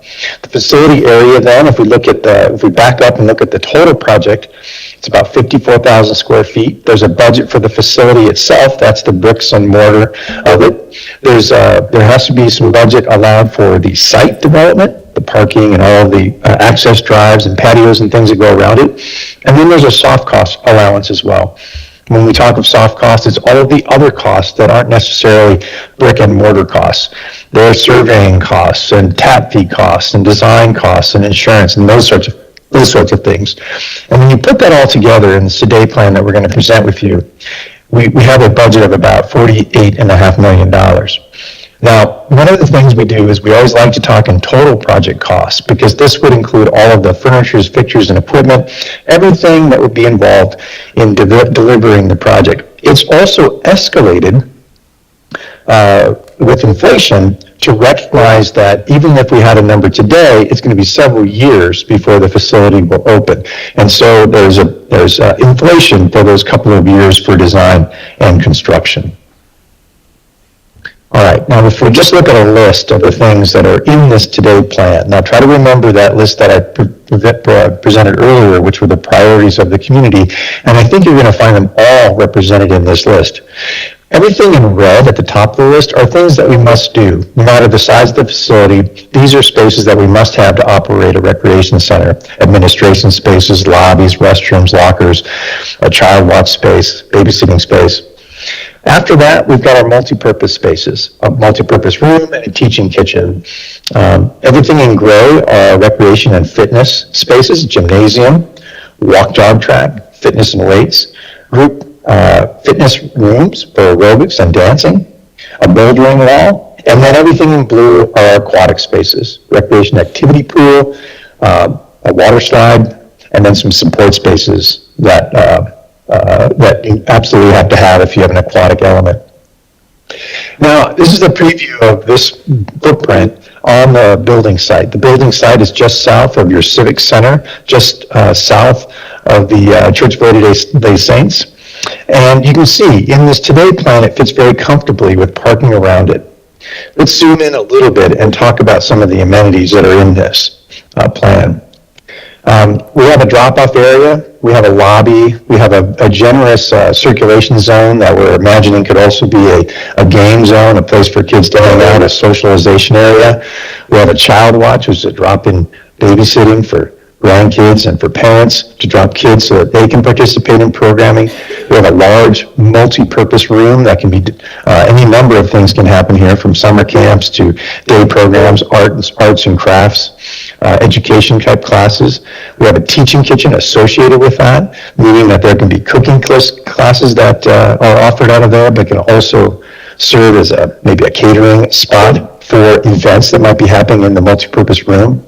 There's an administration zone. This is the heart of the building for the folks that are operating it. If you come down this hallway, there's a bouldering wall inside of the hallway here to activate it, adjacent to this large gymnasium. The gymnasium also has a walking jog track that goes around its outer perimeter.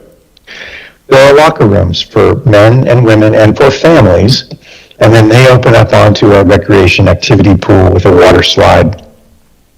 Down at the southern part of our plan, we've got 2 group fitness rooms and then a weight and fitness area for cardio, vascular, plyometric area, circuit equipment, and such.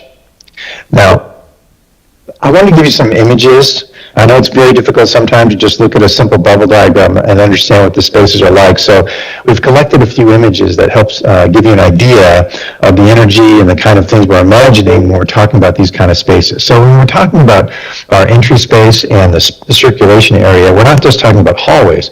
We're talking about spaces that can be active, lively spaces that open up and interact with the activity areas all around them. When we talk about the restrooms, we're talking about state-of-the-art facilities that are very inclusive, that invite families and men and women, people with disabilities, to be able to use these restrooms and then take advantage of all of the amenities.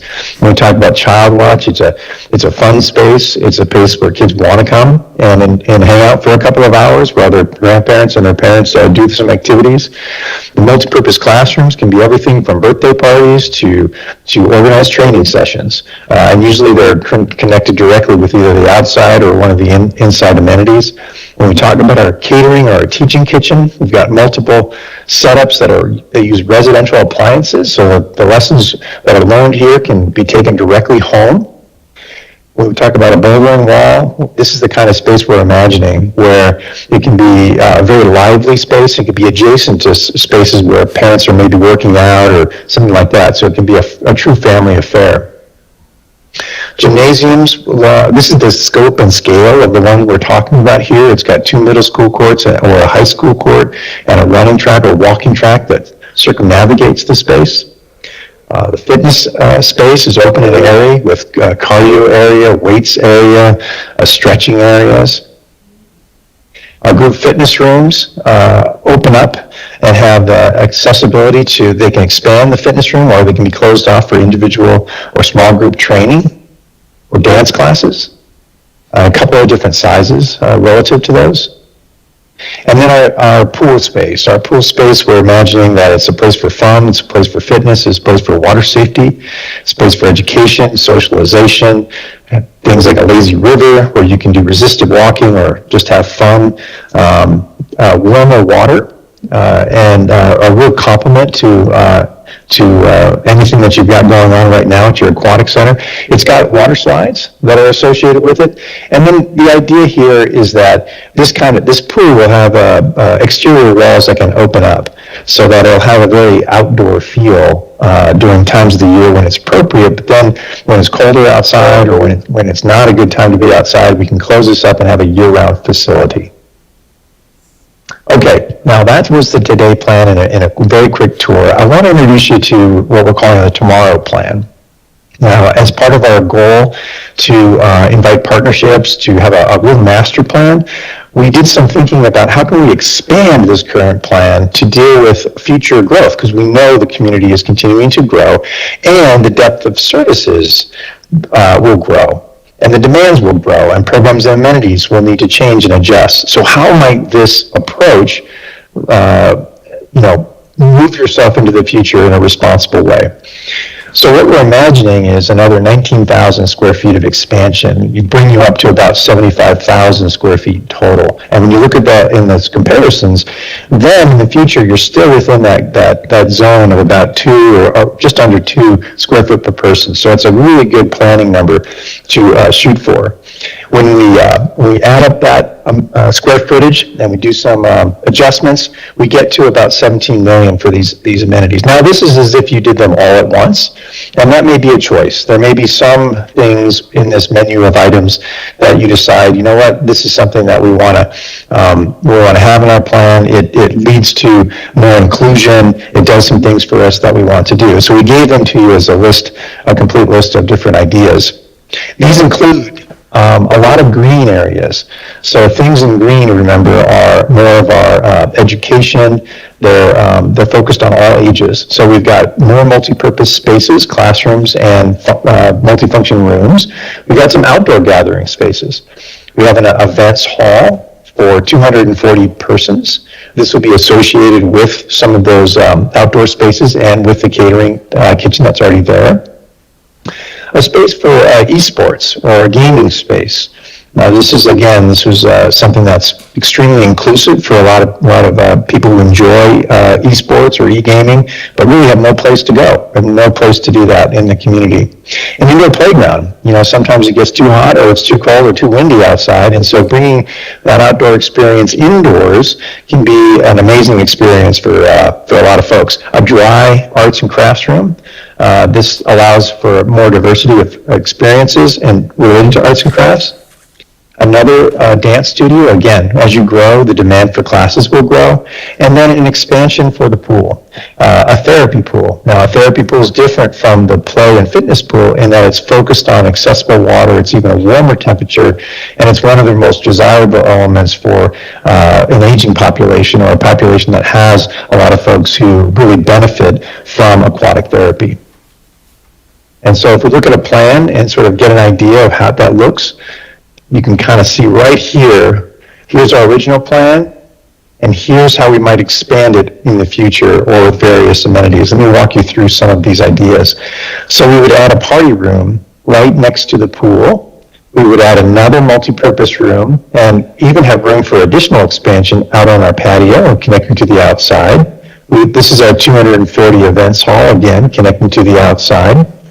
We've got a space for another gym expansion, so we can continue to grow those sorts of activities. Another group fitness rooms ties into our fitness wing, and our therapy pool can tie in and plug into our existing aquatic area and locker room spaces. The dashed areas that are around show you even more opportunity, even more chances down the line where this particular plan can remain viable as your community continues to grow and as your interests in wellness and recreation continue to expand. So some photographs to go along with the plan to give you an idea. When we talk about a 200-person events hall, what we're talking about is space for gathering that would be adjacent. Maybe it would have a stage like this. That can be a multi-purpose classroom, but it can also be closed off with a sound wall and become a stage for this multi-purpose room. Maybe this added space is something for after-school activities. Maybe its adjacency to various schools makes it a prime place for kids to come after school for various programs and/or summer camps. There's another multi-purpose room for classroom. It's classroom, but a party experience that's right next to the swimming pool could be a very attractive feature. Then this esports lounge or this gaming area. Again, this is just giving place. If you're not doing athletics or if you're not involved in a specific program, but you just want to have a safe place to hang out and get to know your neighbors, get to know more of your community, a place like this could be a real advantage to the community. Having outdoor gathering spaces when the weather's appropriate, having that outdoor connection, connecting to the views, connecting to everything that's going on in this particular site could be a real advantage. And then, of course, adding more gymnasium space for things like basketball, volleyball, and pickleball, which seem to be some of the most demanded for indoor spaces, especially when the weather turns hot. A large fitness studio. Now we've got 3 different sizes in the total program, and we can expand our offerings. And then coming back to the pool and adding specialty amenities like this cliff jumping and climbing wall example, or another water slide or something like that, could keep the facility viable and interesting many years after its initial opening. And then here's an image of the therapy pool I was mentioning, where, again, this could be a terrific partnership opportunity with wellness providers in your community. Lastly, I included this picture of an indoor turf soccer area because that really came up pretty high on our list of desired amenities. There's a couple of different ways that we could do that. We could have a gymnasium-side space and have a small amount of turf, or, of course, this is showing you a field house where you can do indoor soccer and lots of really large amenities. We didn't include that in our plan right here because this alone is about 30,000 square feet. While it might be able to be accommodated on the site, it might be better served in another place in your community. So we want to recognize that it is an important element to the community, but it's not included in our today or tomorrow plan or in the pricing that we've got included right now. The site, just for those to get oriented again, as I mentioned, we're just south of your Civic Plaza, just next to the Aquatic Center, and we're just south of the Church of Jesus, the Mormon Church, which is just to the north. So you can kind of see where we are right here, and when we have the full build out with its expansion opportunities, you can see we fit comfortably in that area with the associated parking. Now, I know that was a lot of information. Let me just give you a brief kind of where we are right now in the process, and then I'll open it up for questions. So we mentioned that there's 2 phases to this feasibility study. We're right in the middle here, where green turns to blue. We've completed our programming, and we have our recommendations in front of you for your consideration. The next steps, depending on the direction you'd like to pursue, is we will further develop the building plan and then develop the 3-dimensional renderings so that people can really understand what it is that they're getting in terms of a building and its aesthetics. So that'll happen in the next couple of months, and we'll get started as soon as we get some clear direction from the council. Oh, and I also should mention, as part of this phase 2, one of the things that we'll do is do a detailed operational plan. Now, all during the time when we're doing our program, we've been talking about what it takes to run a facility like this in terms of its revenue, in terms of its expenses. Whatever we suggest, we want to make sure that it meets your operational goals from a financial sustainability point of view. So just know that whatever the program is that we decide to move forward with, we'll develop an operational business plan, and we'll run several scenarios at different cost recovery models so that you can look at what it would cost to use the facility at various levels, and then at the same time we can talk about inclusion and how many people can use that and how to make it as inclusive as we possibly can and still meet your financial goals. So just know that that'll be part of the next phase. And with that, I'll stop talking for a moment and open it up for questions. Thank you. I just had a quick couple before I open it up to the rest. There was one picture that looked like the track was elevated around it, and then there was another picture that was around the basketball court, so to speak. Yes. Is the recommendation with the cost analysis one over the other, or did I mistake and look at which track, or is it both? Well, you can do it either. You can do an elevated track, or you can do a track that's on the level of the basketball court. Right now, to work within sort of our economic feasibility, we're suggesting that a track on the grade would be the most economical solution. If we wanted to raise that track and add a second floor to the facility, we would probably move some of our elements up there, like fitness and some things like that, but the cost goes up. And so that would be a trade-off. So if we have, again, we don't know exactly what our target number is. We know that that's part of the negotiation, I know, with all of the things that the community is considering. But if that becomes a priority to elevate that track and do that, we can reassess the overall programming and to make that happen, we may need to give up some other program elements to get that. So what we're recommending and what we're presenting to you is what we feel is the most amount of program that we can get for the dollars invested. Thanks. Does that make sense? So yeah, we can take something away, but to elevate the track, if that is a priority though. Yeah, no, I know I've experienced both during my Air Force days. Some are elevated, Yeah. some aren't. And I know that when you're having pickleball games or basketball games and you're walking around. Wait, but that almost sounds like PT. You were in the Air Force. You didn't No, that was extra duty. That wasn't part of official. That there would be some conflict, the basketball is going out of bounds or pickleball and you're hitting the joggers. So I was just curious because I saw pictures of both. No, and it's an excellent point. It's an excellent point. There is a trade-off there. Thanks. Mayor, Yes. just one question along the same lines. Yep. So Craig, I have like, for instance, the Flagstaff Rec Center, they have the track actually bounding the fitness area where the weights Yes. are. Would that might be an option in a situation like what you're considering or contemplating here for us, as opposed to that footage being dedicated around the gym area? We can absolutely raise the track. So we would take that square footage out of the gymnasium, move it up to the second floor, and so there'd be a one-to-one trade-off there would be reasonable to consider. We could move the fitness to the second floor. The extra cost that you invest in is you have elevators and extra stairs. No, I think Shane was suggesting the weights are on the first floor. Can you do the track around the weights as opposed to the gym because there's less conflict? Yeah, and so instead of getting your mile in 12 rounds, you get it in 15 rounds. Well, actually, there's a good example of that if you want to experience it in Cottonwood, Arizona.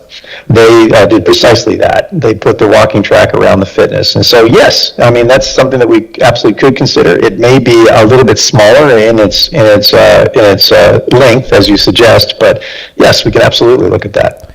And then my second question was, if this was being done 10 years ago and you were presenting to us, how would the layout, the activities, would it differ a lot? Because I know pickleball has become much more popular, obviously, but what would sort of the changes and trends be when you came up with this floor plan as opposed to maybe 10 years ago? No, it's an excellent question, and I think part of the answer is reflective in the survey results that we got. What you saw there was a pretty equal balance between aquatic exercise, fitness and recreation, and also community-oriented things, all on a multi-generational level. 10 or 15 years ago, we would be talking about having a senior center and a youth center and then maybe a recreation center, all sort of trying to do different things.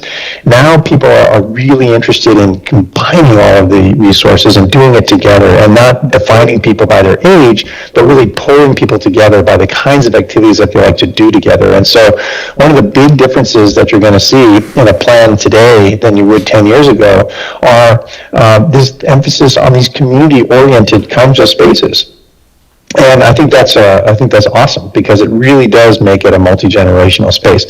The other thing that you're going to see that's different is the emphasis on therapy water and really emphasizing the wellness benefit of aquatics. And then finally, the fitness areas are larger than they probably would have been because the diversity of things that people want to do in the fitness area has grown so much. It's not just about getting on a treadmill or lifting weights. Right. People want to do plyometric exercises.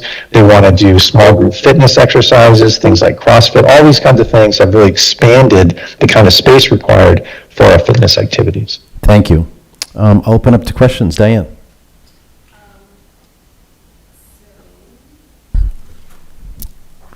What did you base your population projection of 44,500 people in 10 years We got that from the town.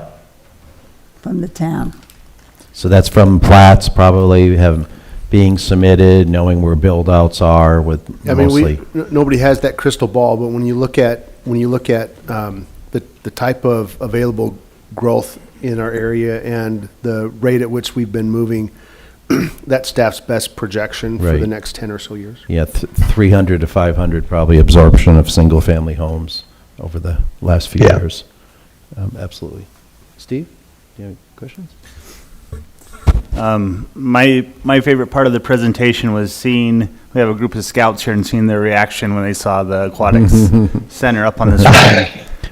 Can we draft them all as champions and cheerleaders for this project? But my question is the aquatic play area going to be big enough, at least in those pictures? And I guess this might be a rough draft, but the lazy river looked like it could fit 10 people.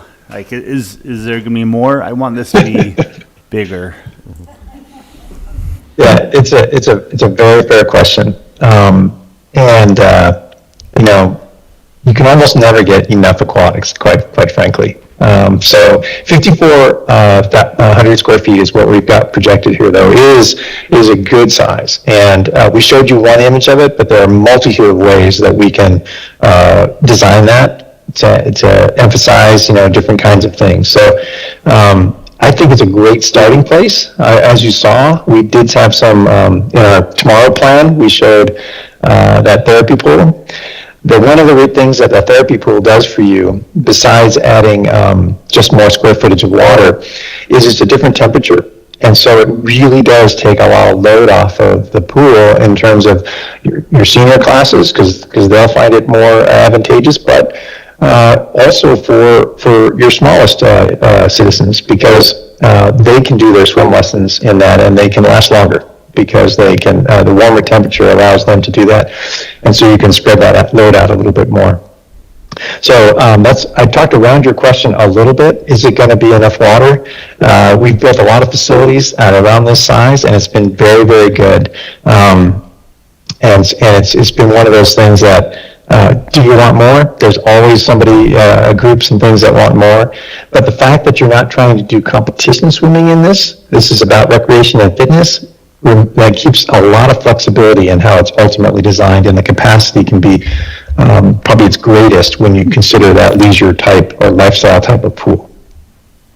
And was there any consideration, because the school's competition pool is literally right around the corner, that if they needed bigger space, or, we could hold bigger tournaments here, would any of this indoor space, it looked like there were 3 or 4 swim lanes.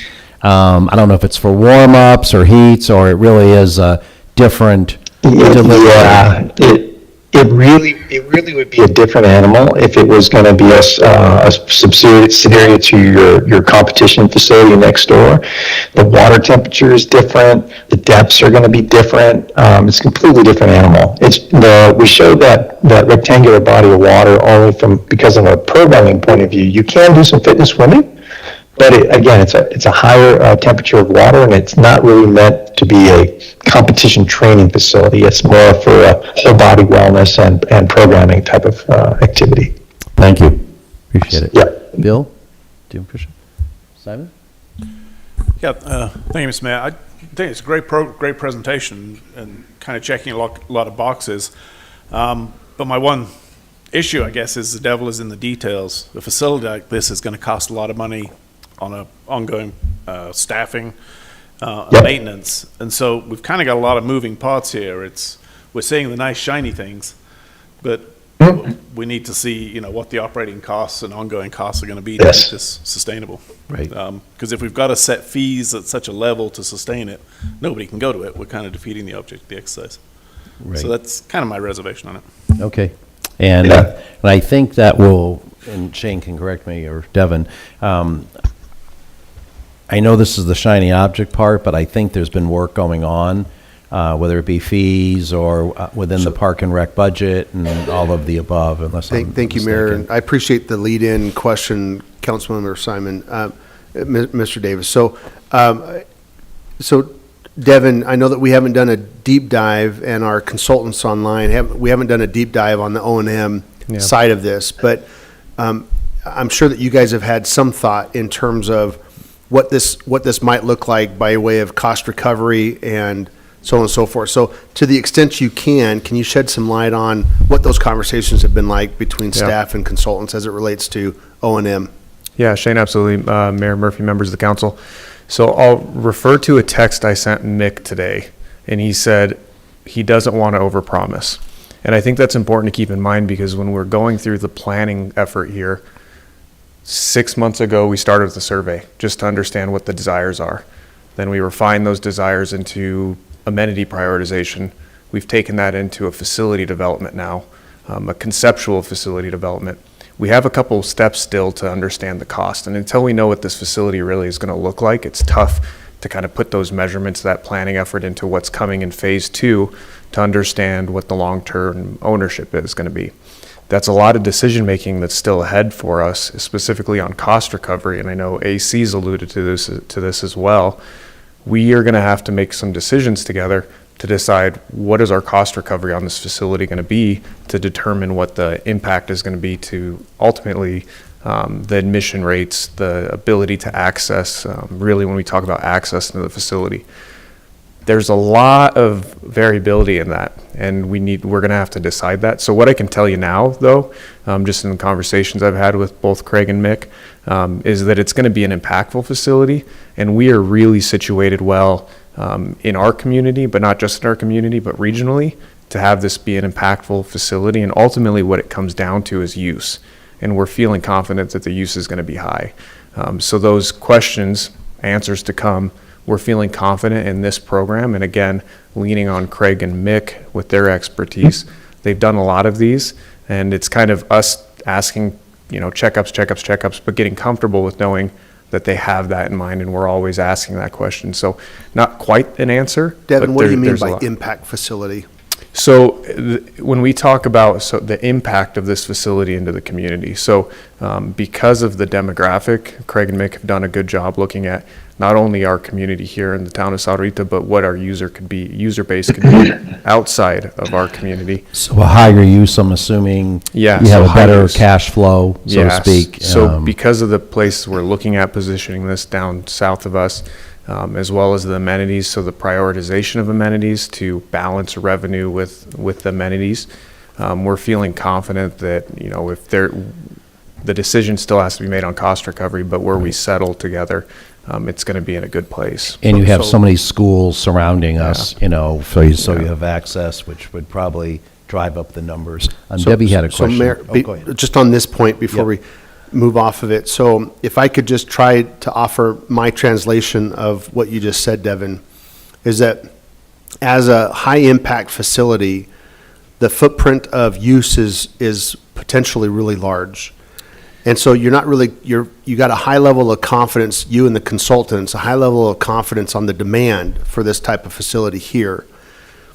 But there's going to be a policy question and task put on the council to determine at some point in time what the cost recovery looks like. So while the potential is great for a large cost recovery, it ultimately is going to land on your laps as a council to determine, okay, to what extent are we going to actually have a cost recovery in this facility? And So what's the percentage? yeah, so Right. that's the take. That You we'll- nailed it, Shane. Debbie? So I had the opportunity to visit these facilities, I think all of them that you showed on there, except for one that I didn't recognize, on May 15th. And I went down there because I had this presentation the week before, and I'm a visual person, so I wanted to go down there and see, you see how much they were being utilized? Because when I first saw the slides, I kind of thought, we don't need that in Arizona. We don't need an indoor pool in Arizona. I'm happy with just an outdoor pool. I was happy with just a pool. I mean, like, this is a bonus. But going down there, it really changed my mind on the way I looked at things. I got to talk to people. You know, one of the facilities, the biggest facility that we went to, you walk in, it's like a resort. And their recovery is 90%. And that's with rentals, membership fees, the people that aren't members. Silver Sneakers is huge over there. I asked them how many times, you know, how many people come a day. They said they get about 500 swipes a day of people going in there. They give you these little cards and you have to swipe when you go in. I loved every single facility. We went from big to small to poor to senior citizens. And there's a little bit from each facility that I'd like to see in ours. You know, your question about the swimming pool, when I walked in, I thought this isn't going to work. It's kind of small. But there's so many areas in that area that everybody can utilize the different areas. And it just seemed to work for everybody there. So I think we can make it work here. Thank you. Next step, Shane. I know there was the timeline on there. What is the kind of the action step? I know we're going to be having a bond presentation next, but how much direction do you need as this is the first look at it? You heard from a couple of people, cost recovery, those kinds of things. So we understand that there's this cost recovery question out there. Right. We understand that we're really not going to understand with any degree of satisfaction the O&M until they get into phase 2. So the big question I think for council tonight is, how are you feeling about a $49 million facility as presented? The thought process that went into why that's the recommendation that's coming to us. And if you generally feel comfortable with what you saw here in terms of facility, understanding that we've got the cost recovery O&M question still hanging out there, then I think we're probably positioned well to go into the next item on the agenda, which is the bond presentation, because then you're going to see the whole package together. Right. The rec center, you'll see those numbers wrapped into the police list expansion and all of that. and then you'll have a more holistic discussion on your comfort level by way of a bond question. Does that sound like an okay next step, Devin and consultants, in terms of what you're looking for on this one? Yeah, Shane, I think you nailed it. I think it's the comfort level to kind of get feedback on what was presented tonight, but also understanding that we're about to kick off our phase 2 and we got a big group ready to start that process. And if that's where we're at, I think we can hand it off to the next item. Great. Diane? So I'm curious with the therapeutic pool, because I have a strong interest in that, especially since we have so many retirement communities here. And having worked in a hospital for 30 years, I know the importance of that pool and its therapeutic value for people who are recovering from injuries or have devastating illnesses. There's no price tag on that. And so I'm curious why that is in phase 2, and could it be moved up? Because I have an interest in that. Well, I think the answer might be it's a trade-off. We can do anything that we want to afford to do. I think it goes into the second part of the presentation. Just write a check, that's all. You know, Just write a check. So I think that's kind of the direction or some of the input I think everybody's looking for. But I think if the council sees the big picture in terms of the bond question, you'll be in a better position to answer a question from any of you could have brought that same question up. Right. And it really is just a trade-off. Here's where we're at, and here's what we're thinking. We're pretty excited about the bond discussion and what we have to present. We think the numbers are looking even a lot more favorable than what we presented before to you. Right. And so if you've gotten yourselves to a comfort level based off of this discussion and why where we're at in terms of the recommendation for the rec center, then I think we're primed and ready to go for the larger discussion on the bond. Yep. Thank you. Are you okay with that, Diane? Yep. to be official, you probably don't have to go very far. Yeah, I'm gonna hang out with my friends. Madam Clerk, item number 13.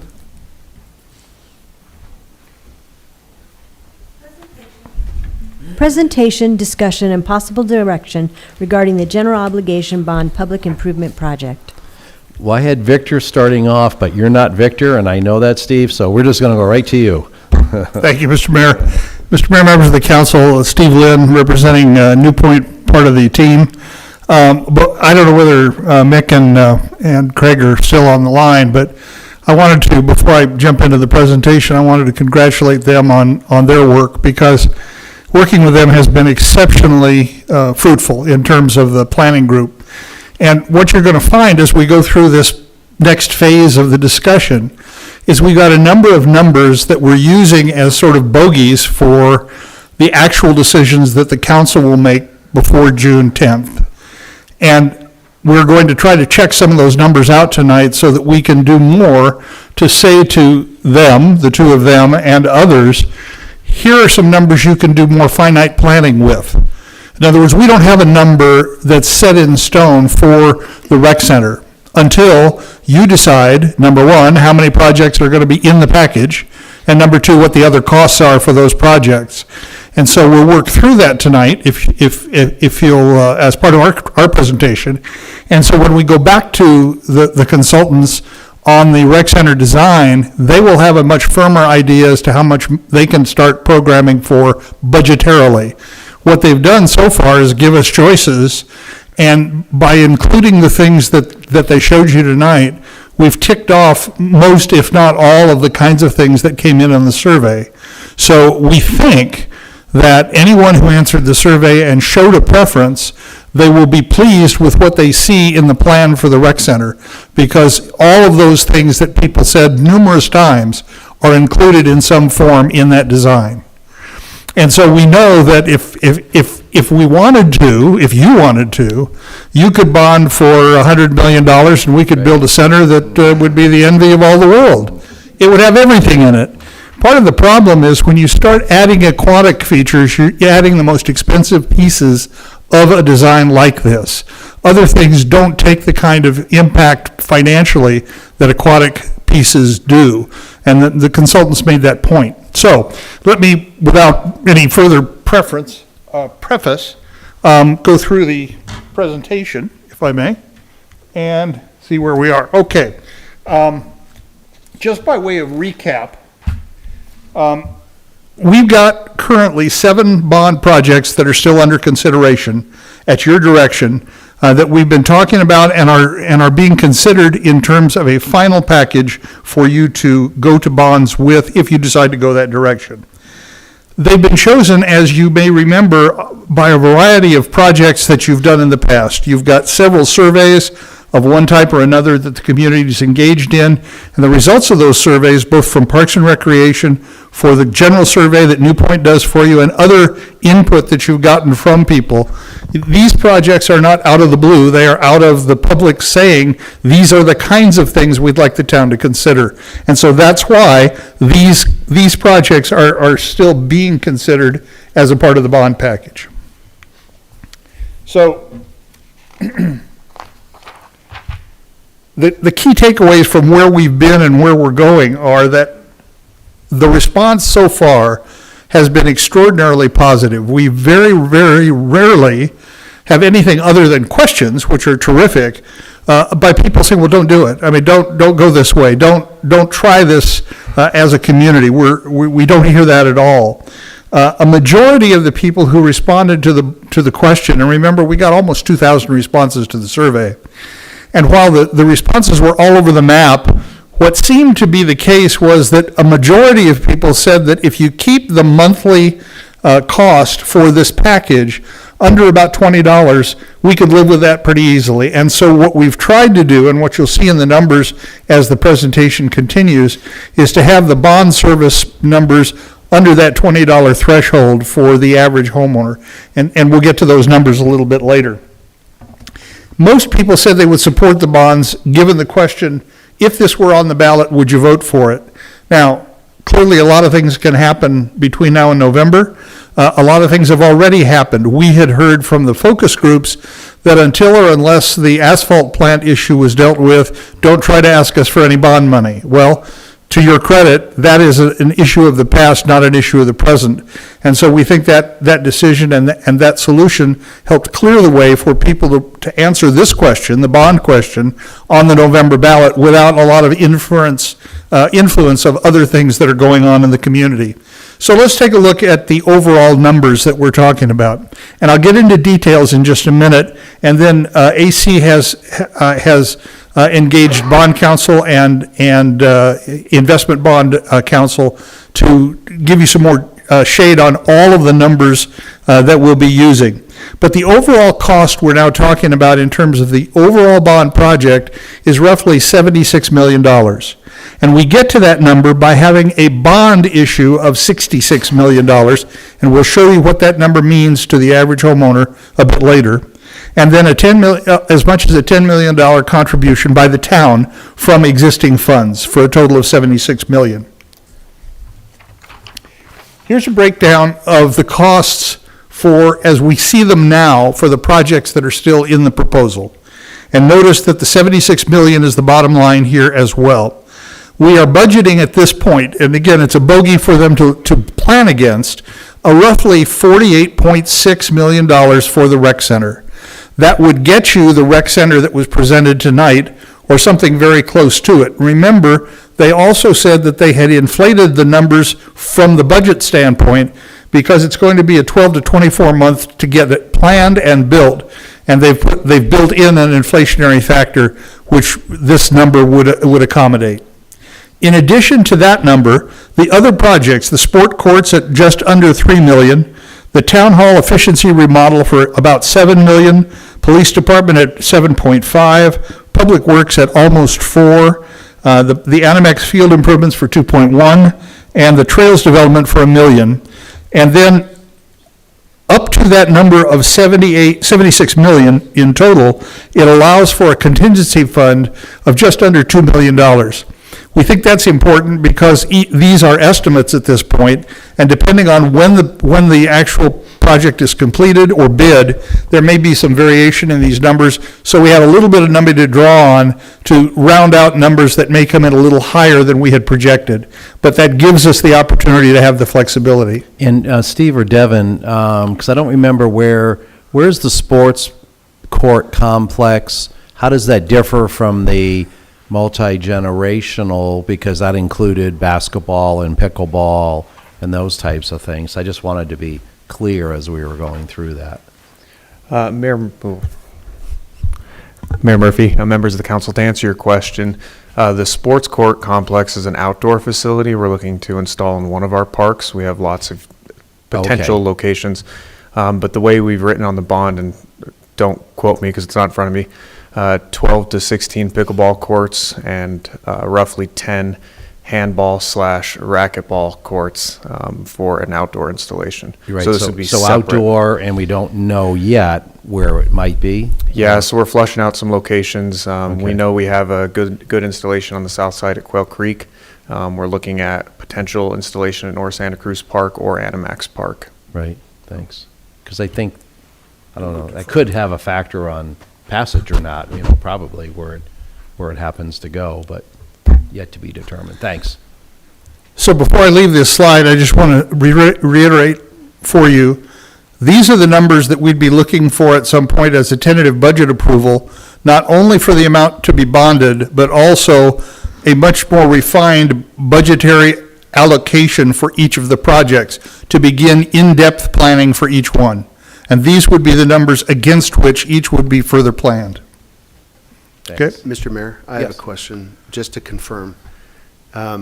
Steve, it's my understanding that we've tried to apply inflationary factors to all of these projects, not just the rec center. That was brought out very clearly in the last presentation, but we know that we have a timeline associated with these projects And thank you. And that the cost that we have listed there, we've done our best to account for inflation. So now I don't have to talk about this slide because that's what I was going to say. Okay. This shows you approximately when each of the projects would be undertaken and underway and the length of construction, design and construction time. And to the manager's point, each one of these project budget has an inflationary factor in it because we recognize that costs will continue to go up as we move out from tomorrow or Monday or November when the bonds are approved. And Steve, if you go back to the previous slide, we, on top of that, we have a slight contingency there to help out. Correct.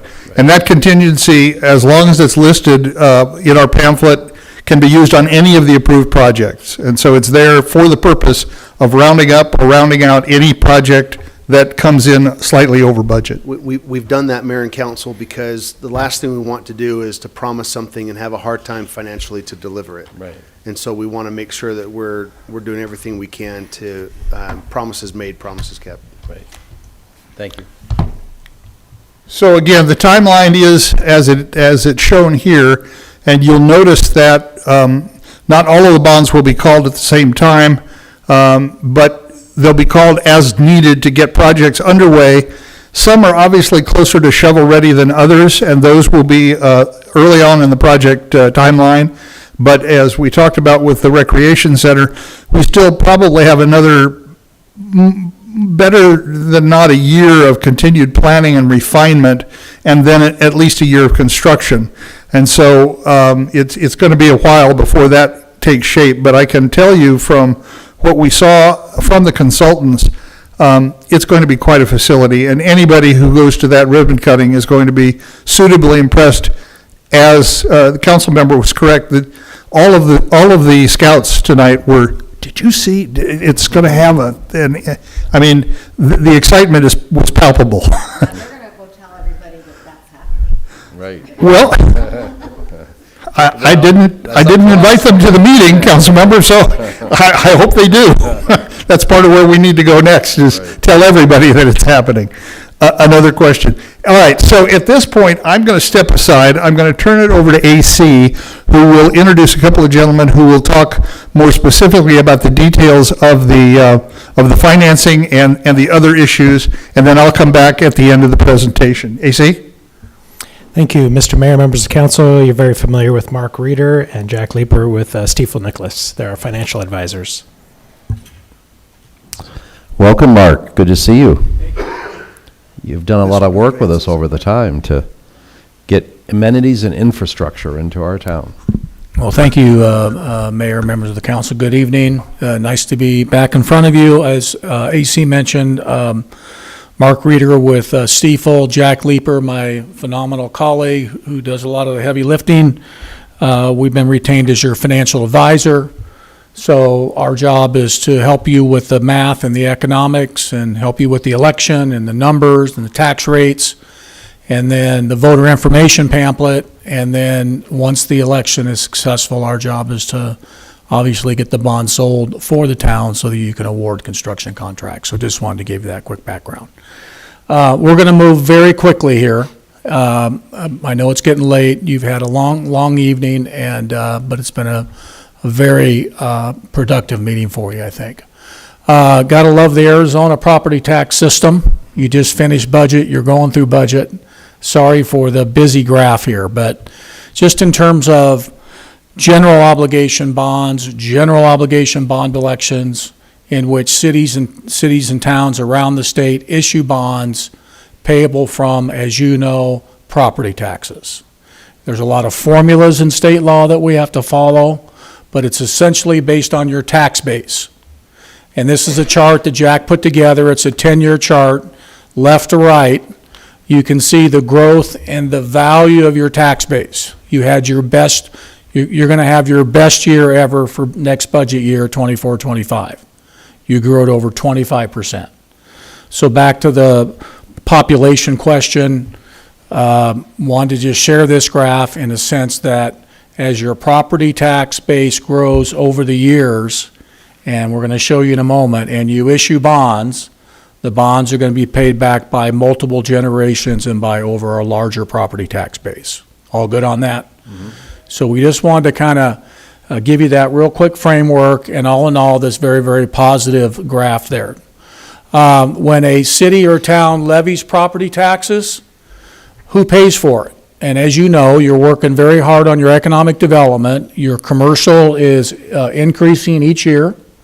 But as you can see there in the orange, you're still largely a residential tax base. So for every dollar of taxes that you levy, I think Jack's number up there in the orange is about 85% by the residential community within the boundaries of your town. So we like to show that, kind of gives you a perspective, and I know the council was most certainly aware of that. Okay, so under statute, this number was referenced earlier. Cities and towns have a bonding capacity limitation outlined in the Constitution. And you're thinking at the moment of somewhere around 66 million is the number I saw in the previous chart. If you choose to call an election, under your statutory provisions here, you can see that you're about 132 million under the statute. That, not that you would ask for that much, but as mentioned, if you had 132 million, you could really build a nice facility. But obviously, that has to be balanced with what this thing costs and what the tax rate is. We All can't good? get it for $20 a month, though, right? Okay. We can do some magic, but not that much. Okay. Okay, so just a little bit of background on property taxes. We appreciate that. Okay, now on this slide here, now bear with me. This has got a fair number of numbers in it, but this is exactly what will be shown in the voter information pamphlet should the council decide to call for the election, okay? So in the voter information, you've seen them with the school districts, you've seen them around the state, and we would all work together as a team and develop a very understandable and a very transparent voter information pamphlet. It'll go out to all the voters. They will read it in terms of making their decision to vote for the bonds or not vote for the bonds, okay? This is a table that will be shown in there. This is the exact requirement in there. So let me walk you through this real quick. Okay, column 1, of course, is our fiscal year. Column 2 is our assessed valuation. That's how our tax rates are set, how our tax levies are set. As you can see, in the current year, you're 340 million. Next year, you had a very good year. You grew by 9.5% going into next year. That's the chart we just mentioned. Very, very strong at 372 million, okay? Now you can see we made some assumptions on tax base growth.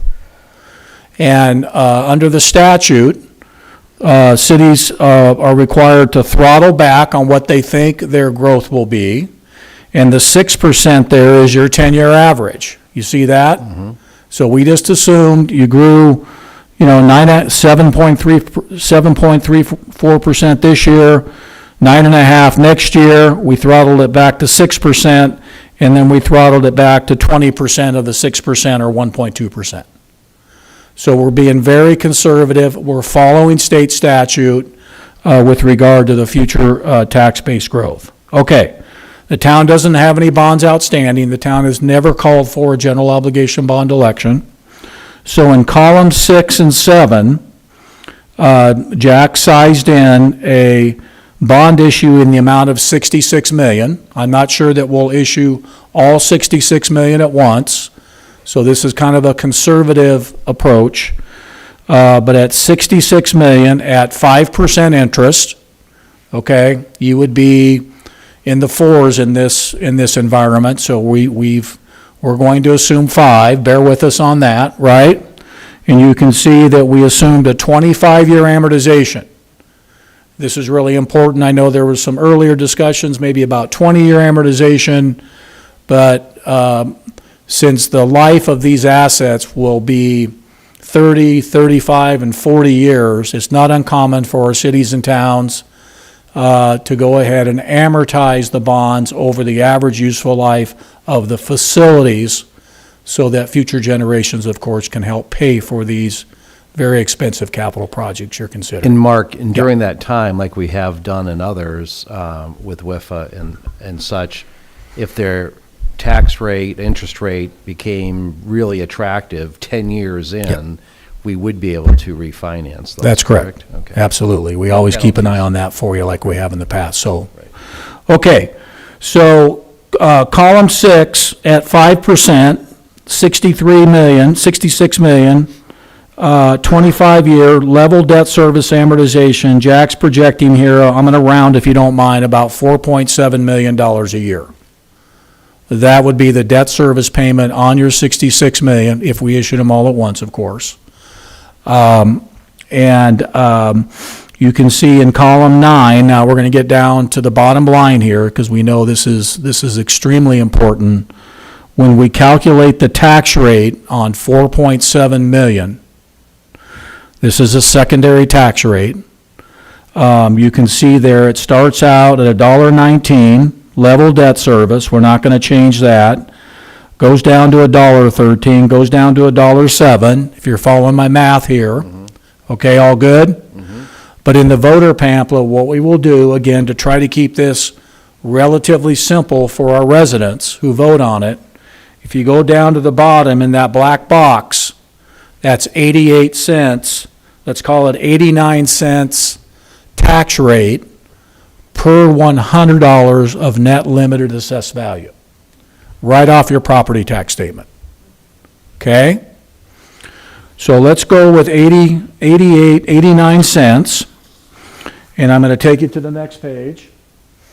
And again, this is required in the statute. And we can add to this and if you want.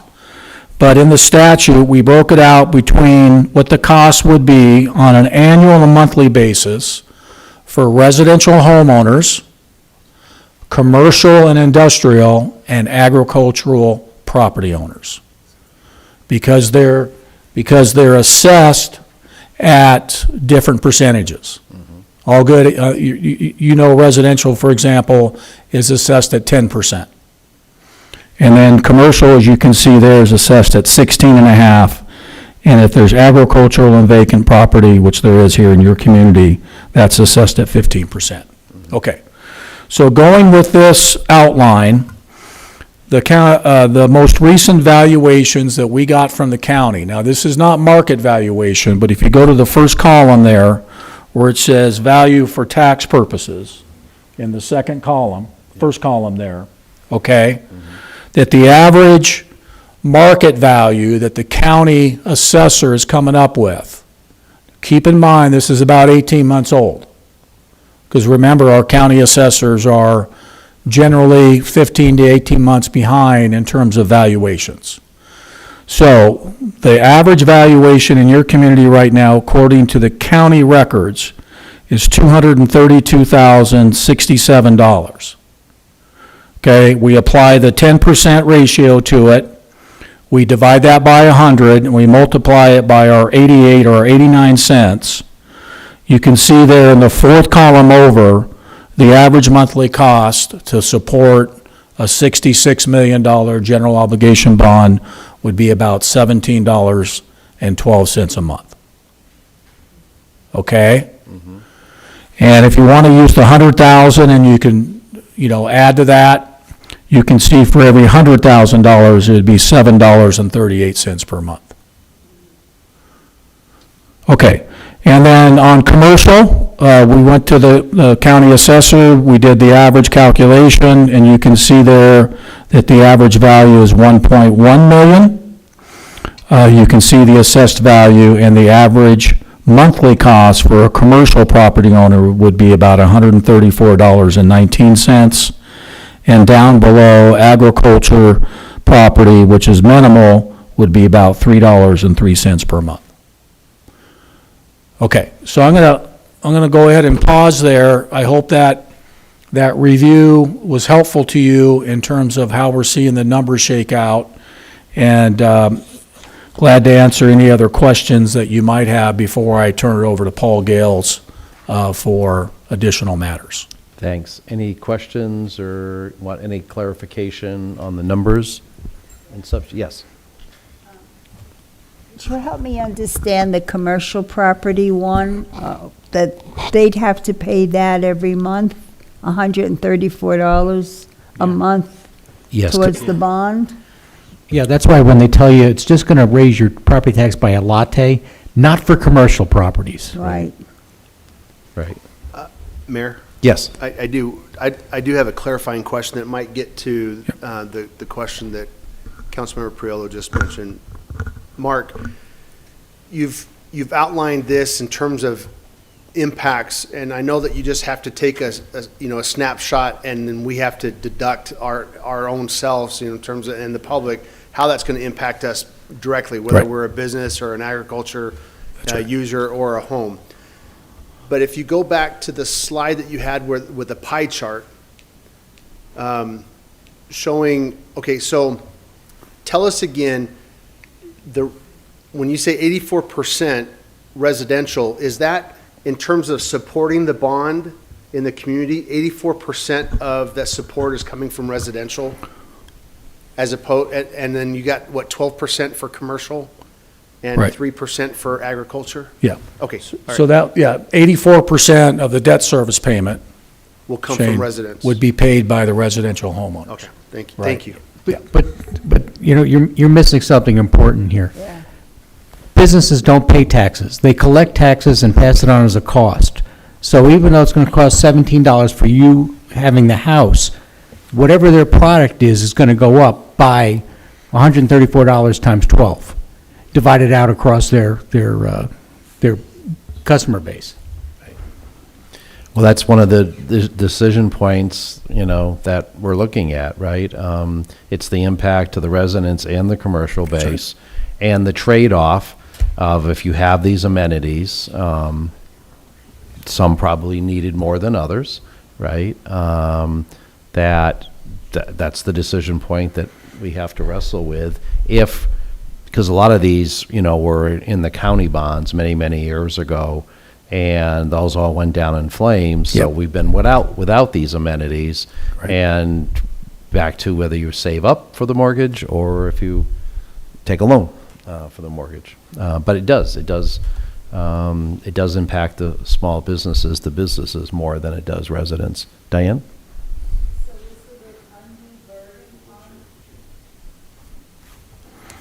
Is it an undue burden on businesses? How do we know if it's an undue burden on the business? That's obviously going to be a decision made by each business owner. If they live within the town, which I know many do, that'll have to be a decision that they'll make personally on that in terms of the overall bond program and the benefit they think they're going to get from this new public infrastructure that's being voted in. Right. We won't, the bottom line is it'll be by their vote, whether they do or not, but that's what we have to wrestle with. That lands on us, whether we want it now or not at all, or later, or some combination of all of the above. Shane? Yeah, all of this, and I don't think any of the points are lost in this discussion at all. I think we have to wrestle with with this issue comprehensively. I just also want to point out, as we talk about business, that we are a commercial hub for the area. Our businesses serve people outside of our incorporated limits as well. So in terms of that 12% supporting the bond, well, that 12% is being fueled by people that live outside of our community. Well, Tony brought it up, that why he wants to partner with us, that a lot of the residents who live in, Elephant Head and Arivaca and Amato, that we are their business shopping destination over time. So they're contributing to that. But it does get passed through. Sorry, Mark, continue. Oh, no, thank you. Very good questions. If there are no further questions, AC, did you want to add anything to the discussion? Okay. Thank you on that. Thank you, AC. Oh, we got. Don't worry, I'm talking he's on deck. AC always adds value, as you know, so we always like to ask that. So if there are no further questions from either myself or Jack, then what I'd like to do, with your permission, is turn it over to Paul Gales. Paul's your bond attorney. and Paul's working closely with staff with regard to kind of some of the next steps. So I'll go ahead and turn it over to Paul Gales. Thank you very much. Welcome, Paul. Paul is the newer, younger, sleeker variant of our bond counsel. You're probably used to Michael Cafiso, right? Yeah, he was our bond attorney for many years, but Paul has been helping us for a number of years now, working with Michael Cafiso. But I think that's turned over now. Is Michael still? He's still hanging around, though. Is I he? appreciate your kind words. Mr. Mayor, members of the council. No, we appreciate the upgrade. I'm just putting sure. Good to be before you tonight. Staff asked that I give a brief preview, keyword being brief, description of what you might do on June 10th if it's the council's pleasure to move forward with the election. We would bring back a resolution on June 10th calling the election. At a high level, it essentially would be the last formal action that the council takes with respect to calling the election, and that would set us on a path of taking a number of actions to move the election forward. It would delegate authority to town staff, principally our esteemed clerk, to move things along with the voter information pamphlet, required statutory notices, publications. We'll be in communication to make sure all that stuff gets done timely. Most importantly, it approves the form of the ballot question. We have a copy of that on the next page, so we'll talk about that once we flip over. It also establishes a deadline for submitting pro-con statements, which would be included in the voter pamphlet. The last two bullets, I can dive into as much detail as you'd like, but we've gotten into the far part of this meeting, so I'll try and spare you as much as I can. The bonds that the town has issued in the past and what we'd expect with these bonds is that they would be exempt from federal income tax for federal income tax purposes. The interest income is exempt for the holders of those bonds. That's a benefit to the town because investors will take a lower interest rate, a lower yield, so you guys have a lower borrowing cost. There's a stack of regulations about this thick from the Internal Revenue Code and the U.S. Treasury that includes a bunch of hoops that need to be jumped through to get that benefit. The second to last bullet here relates to that. If the town incurs costs for these projects before the bonds are issued, so you want to get going on a project, but you want to use cash for that project and then come back and reimburse yourself with the proceeds of a tax-exempt borrowing, you need to adopt what's called a reimbursement resolution. So we would bake that into the resolution calling the election. The example that's used by the folks at IRS is what they call pyramid bonds. They don't want the Egyptians, as an example, going back and issuing bonds for construction of the pyramids. They want to have those things tied closely together. So we would take that additional step on June 10th to preserve your ability to do that if that's the town's pleasure. The last point here is that the call of the election triggers limitations in state law as it relates to advocacy by the town with respect to the election. Once the election is called, there can be no advocacy by town staff with respect to the election. Everything needs to be factual and neutral coming from the town. In speaking with the town manager earlier, I'm not worried about it because he is very aware of those and will do a good job scaring town staff into compliance with that. Also, myself and Mr. Palladini can do a training session to talk with town staff. We're planning on doing that just to, make sure we dot every I, cross every T as it relates to that. That was fast. Any questions there? We'll be back on June 10th to go in additional detail. Bill? One of the things, one of my concerns with this is what I'm hearing is the ballot in this fall is going to be very, very long. And ballot fatigue sets in. And our stuff is usually at the bottom end of the ballot, and people start at the top and work their way down and finish somewhere in the middle. That's going to have an impact on the outcome because our numbers are not going to be representative of what they normally would be. Right, and I think that's part of that decision, go, no-go decision.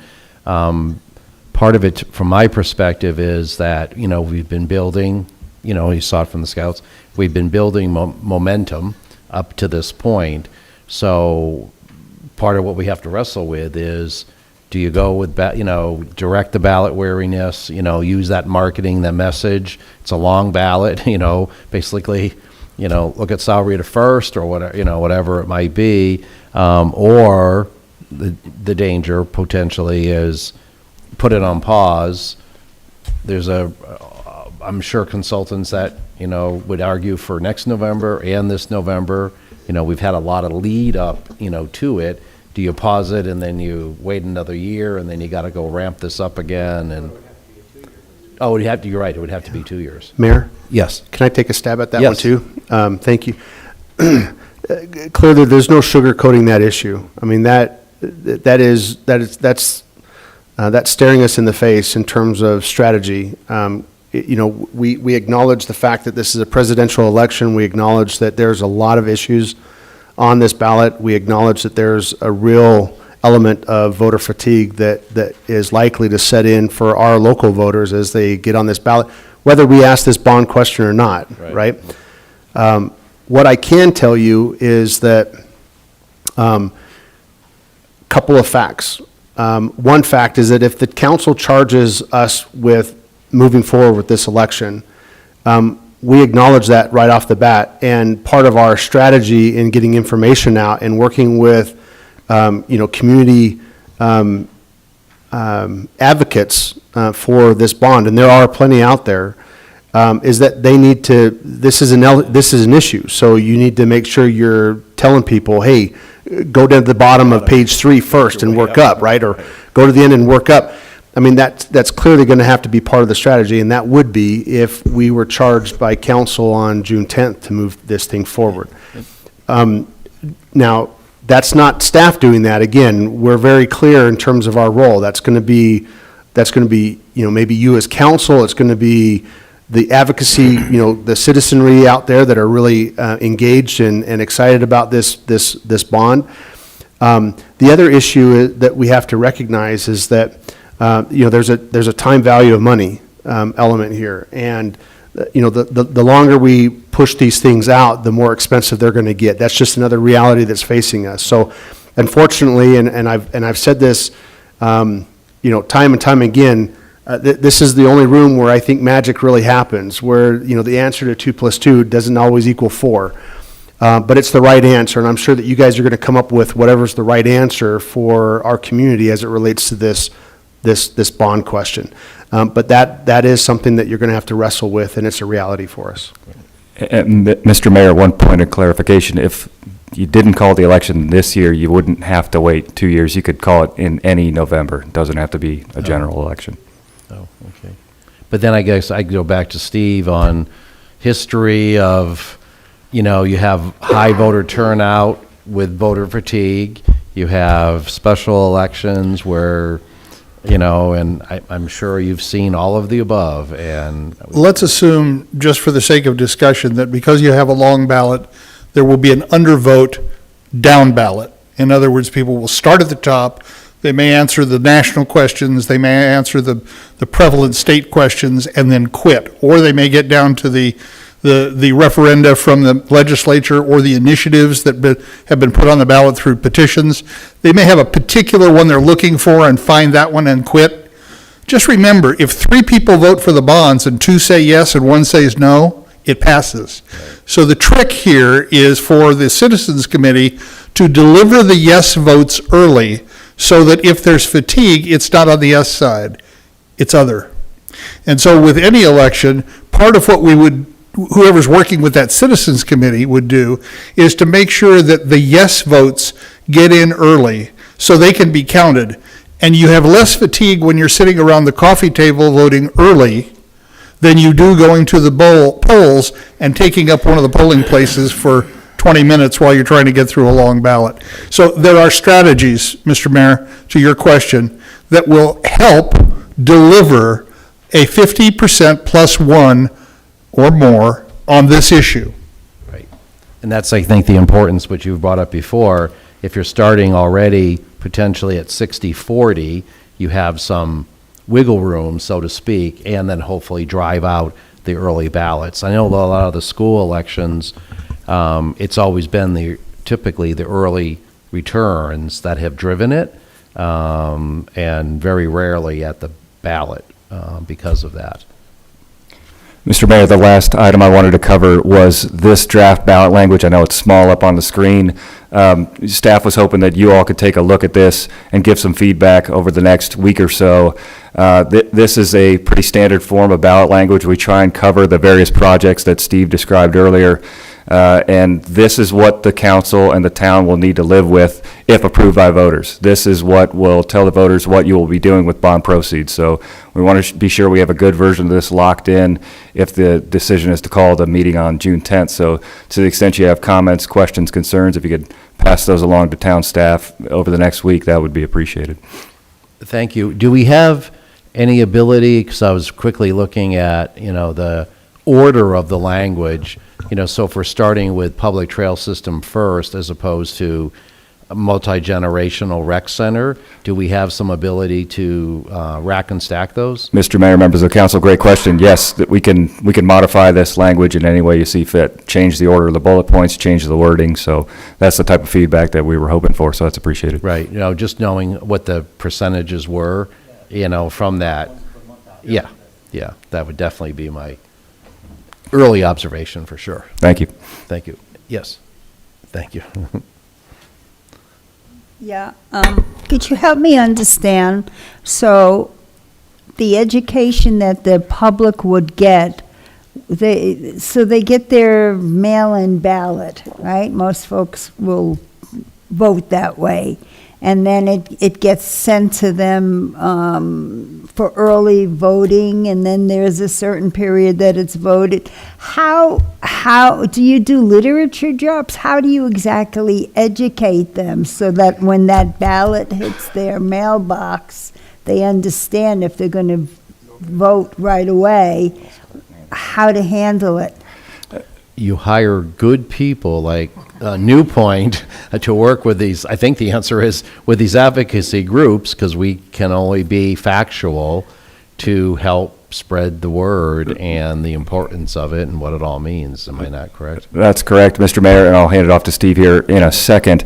I just wanted to say, at least from my perspective, the voter informational pamphlet goes to every household with a registered voter.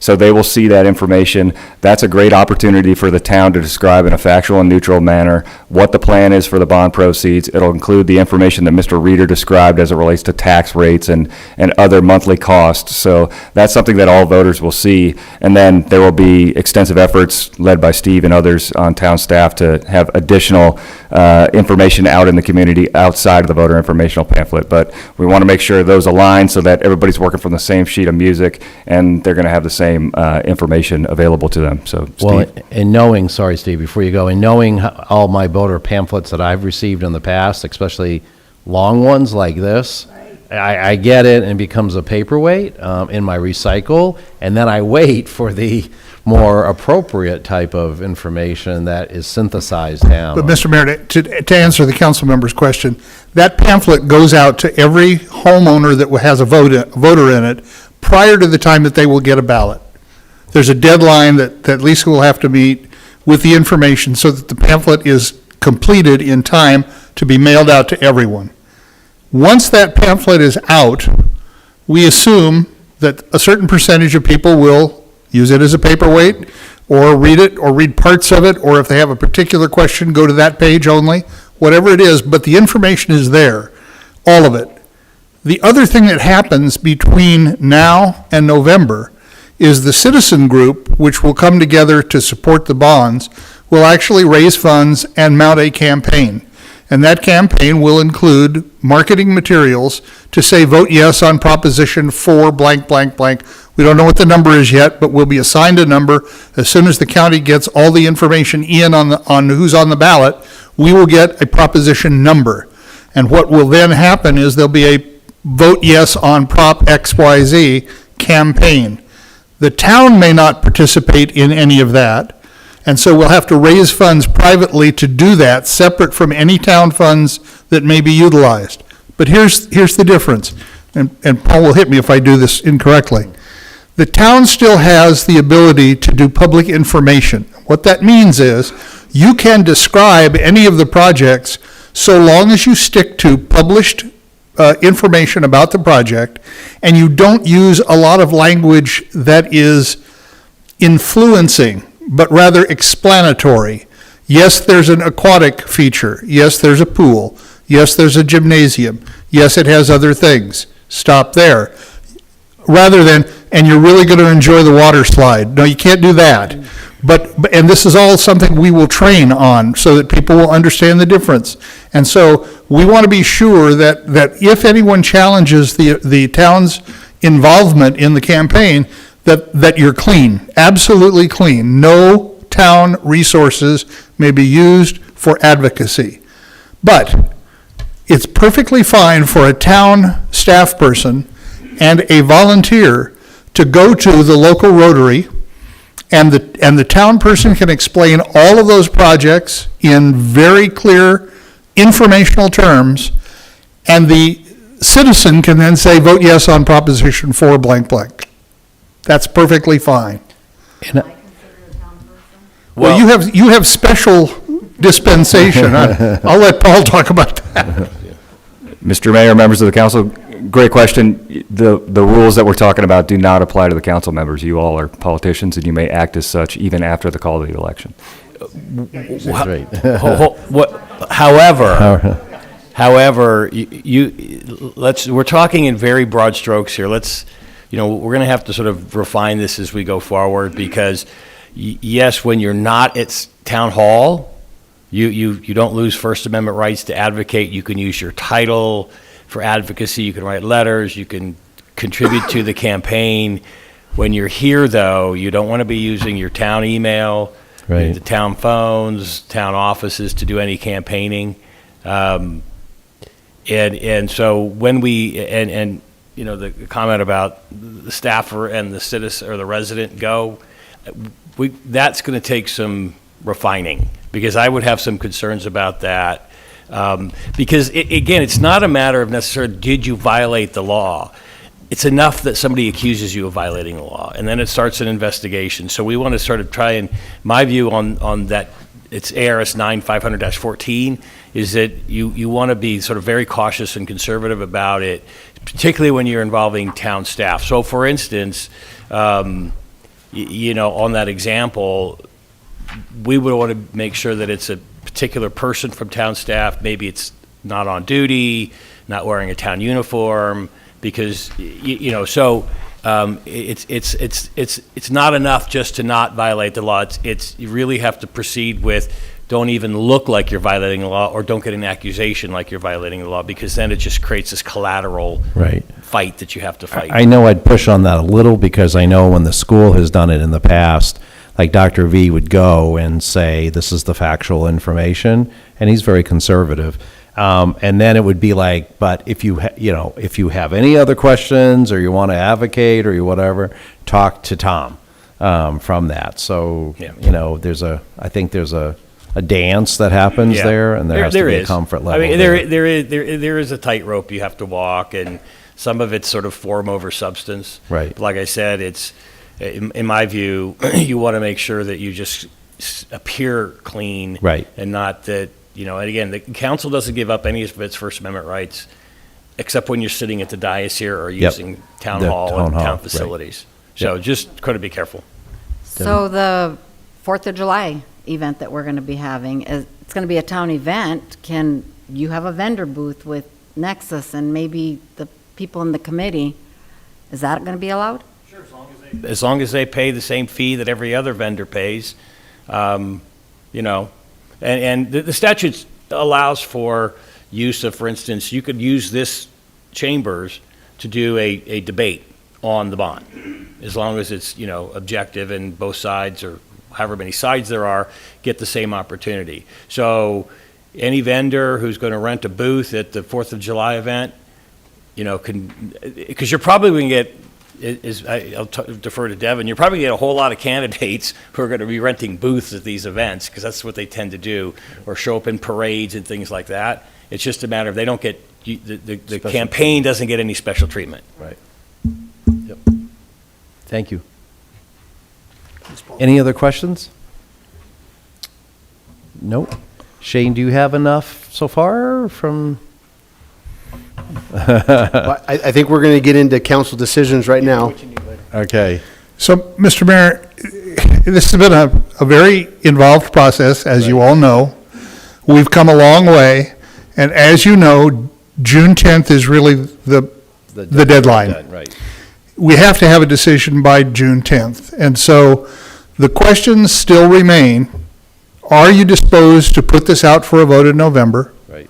If you are there any changes that you want to recommend at this point in the package of projects that we're dealing with? Because between now and June, work goes on in refining these projects to the point that we will go out to the public with as complete a description as we can at the deadline. We want everyone to hear as much factual information about the projects as we can give them. And then finally, how comfortable are you with a bond package in the range of 66 million with a $10 million contribution from the town? Because that will allow you essentially to buy that package of projects at the numbers that we've shown you. Right. Those are the three decisions that need to be made. And, we can comment tonight, we can comment on June 10th, you can have more time to think about it. It's totally up to each individual member, or weigh in on where you're leaning now. I know it might help a little bit from... Mr. Mayor? Yes. So while we're not asking for you to call the election. Right. Right? We are asking for guidance and direction from this council on what you want to see on June 10th. Right. So thumbs up on bond, thumbs Right. down, that would be like, okay, we're stopped, right? If it's Right. thumbs down, then we know that we're not doing anything for June 10th. Right. But if it's thumbs up, and that's what we need from Right. council tonight, then are you okay with the projects as they've been presented in terms of the package deal? Right. And the bond amount? Right. And then if you are, then we will frame up Yep. all the language for council to actually take formal action on June 10th. Right. Yes, yes, and yes. Next.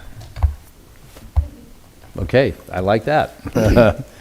Diane? Yes, yes, Yeah, I'm yes, yes, yes as well. And your thumbs up, Simon? Yep. Steve? Okay, we got thumbs up.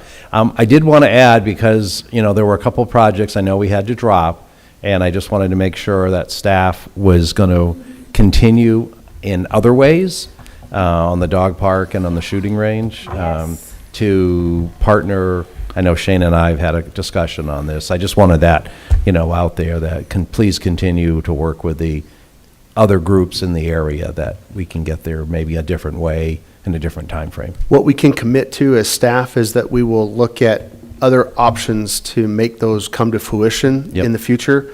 We just don't have a guaranteed funding Right. source for that. Right. Because they were dropped off the list. Right. So, yeah. Yeah, thank you, I appreciate that. Okay, I think I heard yes, yes, and yes. I believe I heard the same thing. I want to thank you for your attention and your contribution to the process tonight. We'll see you on the 10th with more detailed information, and hopefully at that point, we'll move forward to the next phase of this project. Thank you. Thank you, Mr. Mayor, members of the council. I'm just wondering if we could get Paul to wear a bow tie next time he comes to see us. I know, me either, Paul, that's what I go with. And don't learn. Now, I always try to commit to 8, but we were on a roll on this one for a quick break. We've got one more exciting presentation. Does anybody need, obviously, anybody can get up anytime they want. Let's push through it. Do we need or just power through? Power through, power through. Okay, power, thank you.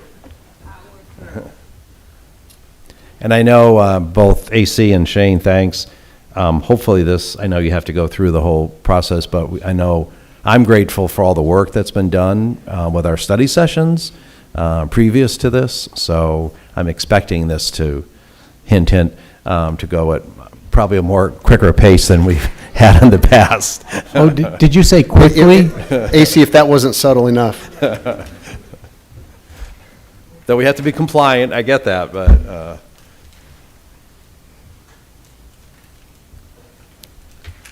Oh, wow, sorry, Lisa. Item number May I? 14.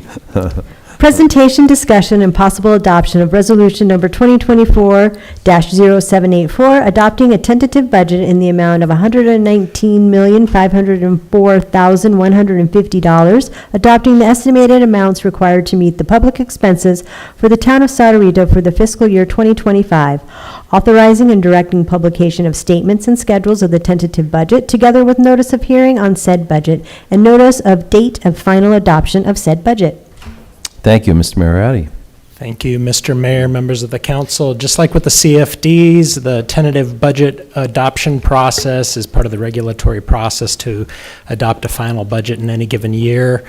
This budget, also like the CFD, sets the ceiling for the fiscal year ahead, right? So that when we bring the final budget to you, it can be no higher than what's presented tonight if this is what's adopted. So we've already spent a lot of time talking about the budget at our two-day retreat, and we even had follow-up discussion at our meeting 2 weeks ago. So you're going to see some of that play out in this, but all that to say that, yes, this presentation will be much more abbreviated. So the tentative budget for fiscal year 2025 is programmed at $119,504,150. The budget is balanced in that our financing sources equal financing uses. This budget is $6.2 million more than the current year budget. That's 6% more than the $113 million that we've been operating under in the current fiscal year. So you provided feedback during the May 13th council meeting, which warranted some changes to the town manager recommended budget, and we have built those into the tentative budget tonight. And then there was one additional change that you're probably not familiar with that I'll highlight. So first of all, there were no changes in our funding sources, what was proposed during the manager recommended budget. And because of that, that means the overall budget number figure isn't changing from what was presented earlier. On the use side of the equation, however, we have added $500,000 for the pavement preservation program and the transportation fund. We talked about that at our May 13th meeting. We've added $120,000 to the town hall safety project, and this is a new item that we didn't discuss previously. And really what this is it's a carry forward from the current fiscal year into next. So we're not going to be complete with the project like we had initially intended, so we do need to provide some of that capacity to finish the project next fiscal year, and that'll be $120,000 in the Capital Infrastructure Improvement Fund. Then we're requesting an additional $15,000 for the playground replacement project, and we had some discussion on May 13th about the retrofitting that slide at Animax Park a little bit for some shade and whatnot. There was some discussion about maybe looking at the operating budget, but you know, we just developed the budget, and pulling from operations probably is going to have a consequence of costing us somewhere in operations on something that we intended to do. So my recommendation was, this is a capital project, let's just request the $15,000 in the capital budget. This is also in the CIF, the Capital Infrastructure Improvement Fund. So all of these are increasing our expenditures in these funds, and we're offsetting that with a decrease to our projected ending fund balances. So the overall budget equation doesn't change because the changes exist only on one side. Okay, so here's how the budget is allocated across our 7 funds, and each fund is also in balance where sources equal uses. The general fund being our primary fund of the town, that makes up 57% of the total budget, $68.1 million. And again, the resources here are unrestricted. It's up to council discretion on how these funds are used. The vast majority of these funds go towards paying for departmental operations. The Capital Infrastructure Improvement Fund, programmed at $12.4 million. That's where the vast majority of our capital improvement plan projects are paid out of this fund. And the funding source here is going to be our contracting taxes, where we allocate 100% of those taxes into this fund to pay for those capital projects. The Wastewater Enterprise Fund at $13.8 million, 12% of the total budget. Again, the wastewater enterprise, the utility operates like a business would, and businesses charge user fees, and they use those user fees to offset costs, and it should be self-sufficient and not requiring general tax dollars to be able to operate. Then we have our transportation fund programmed at $6.1 million, 5% of the total.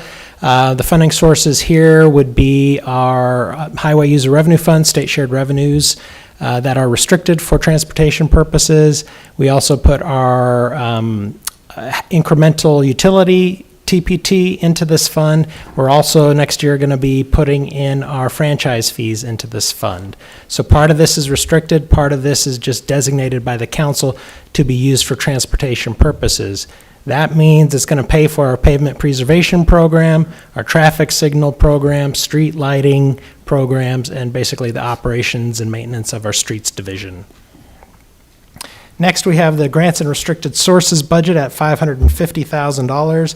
That accounts for grants and other restricted revenues. It also accounts for the Samtec facility, RICO funds, and Parcel 30 monitoring and maintenance, and it's a bit of a catch-all for our restricted sources. Then we have our two CFDs, which total $18.5 million. You see it's got sort of the hash marking because they're legally separate entities, and we just went through the process of adopting those tentative budgets. We just incorporate that into the town budget pursuant to what GASB requires. Okay, so this pie chart shows you where the money comes from to pay for elements in the budget. And you can see that our beginning balances total $62.4 million. That makes up over half of the budget, 52%. You can think of this as the amount of money, the savings from the current fiscal year rolling forward to next fiscal year. You see we're very reliant on revenues from other governments. This would include our state shared revenues that we pay for operations. It includes the efforts of Julie over in our police department on our operating grants. I'm sorry, Jennifer, not Julie, Jennifer Elias in the police department for our operating grants. It also would account for our capital grants, which we get a fair amount of capital grants. Okay, that totals $22.9 million and makes up 19% of the budget. Taxes is actually not the largest pie wedge, which you might assume when you're dealing with government, but it's not the case for us. That only makes up $17.4 million, or 15% of the total funding sources. And that's going to include our sales taxes, our construction contracting taxes, franchise fees, and it does include the CFD property taxes. And the highlight here is that we're not recommending any increases or changes to the tax rates or structure for the town's taxes. Obviously, for the CFD taxes, the property tax rate in the Quail Creek Community Facilities District is actually going down. Charges for services total $5.3 million, 4% of the total, and most of that is from our sewer user fees in the wastewater enterprise fund. We've got licenses and permit fees programmed at $3.1 million, 3% of the total. Those revenues are mostly generated from growth and new development in the town. Other revenues come in at $3.1 million as well. That represents our court fines and fees, investment income, developer contributions, and miscellaneous revenues that are not classified elsewhere. And then rounding out the sources, we've got $5.2 million for debt proceeds and capital project carry forward that we've included as other sources in the budget.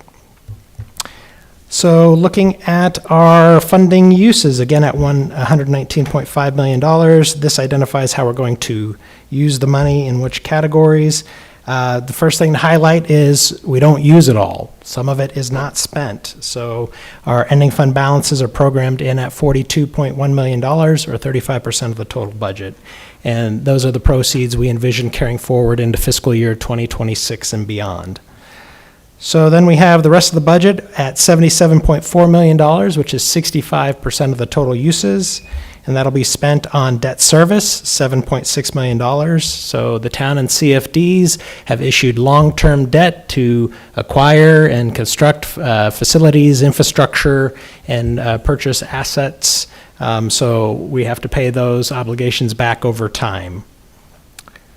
Capital items, $32.5 million, or 27% of the total budget. That would include our capital projects in the CIP. Also includes Rancho Cerrita CFD infrastructure acquisitions, as well as some other minor equipment. Operations at $37.3 million, or 31% of the total budget. And if we look at that a little more closely, this is the operating budget broken down by department from the departments with the largest budgets on the left to the departments with the smallest budgets on the right. The smallest budget is the mayor and council budget. So congratulations for that. The police department has the largest budget, coming in at $13.6 million. That's more than 3 times higher than the next highest unit, which would be the Public Works Streets Division. And that's just indicative of our emphasis for public safety and also the department's round-the-clock operations. You'll also notice other departments with larger budgets are those that provide services directly to our residents and also to our business community, including developers. The administrative departments are those that tend to have the smaller budgets and fall more on the right side of the graph there. All right, another way to look at the budget in summary format, we're going to start the year with $62.5 million. We're going to collect about $51.8 million next year. We're going to have about $5.2 million in new debt proceeds coming in, as well as that also includes some the carry forwards, the capital carry forwards I addressed earlier. That gives us our budget of $19.5 million. We've got a $77.4 million spending plan. That leaves us with ending balances of $42.1 million. And as we talked about during the budget retreat, those ending balances are substantial. So if you look at the change between beginning and ending balances, you see that's going down by $20.4 million. Is that cause for concern? All what that's really representative of is our capital plan, right? We've accumulated a lot of resources in the past, including bond proceeds, which this is the majority of, debt proceeds, to build infrastructure in the community. So we're going to spend down those bond proceeds to do that. Okay, so if the tentative budget is adopted tonight, we'll schedule a public hearing and final budget adoption agenda item for the June 24th council meeting. Mr. Mayor, I hope that was quick enough for you. Yeah, it was. Thank you very much. Any questions before I ask for a motion, which I'm asking for now? Mr. Mayor. Yes, sir. I move to adopt resolution number 2024-0784. I have a motion and a second. Any other discussion? All those in favor signify by aye. Aye. Aye. Any opposed? Motion carries. Having no more further business, we're adjourned.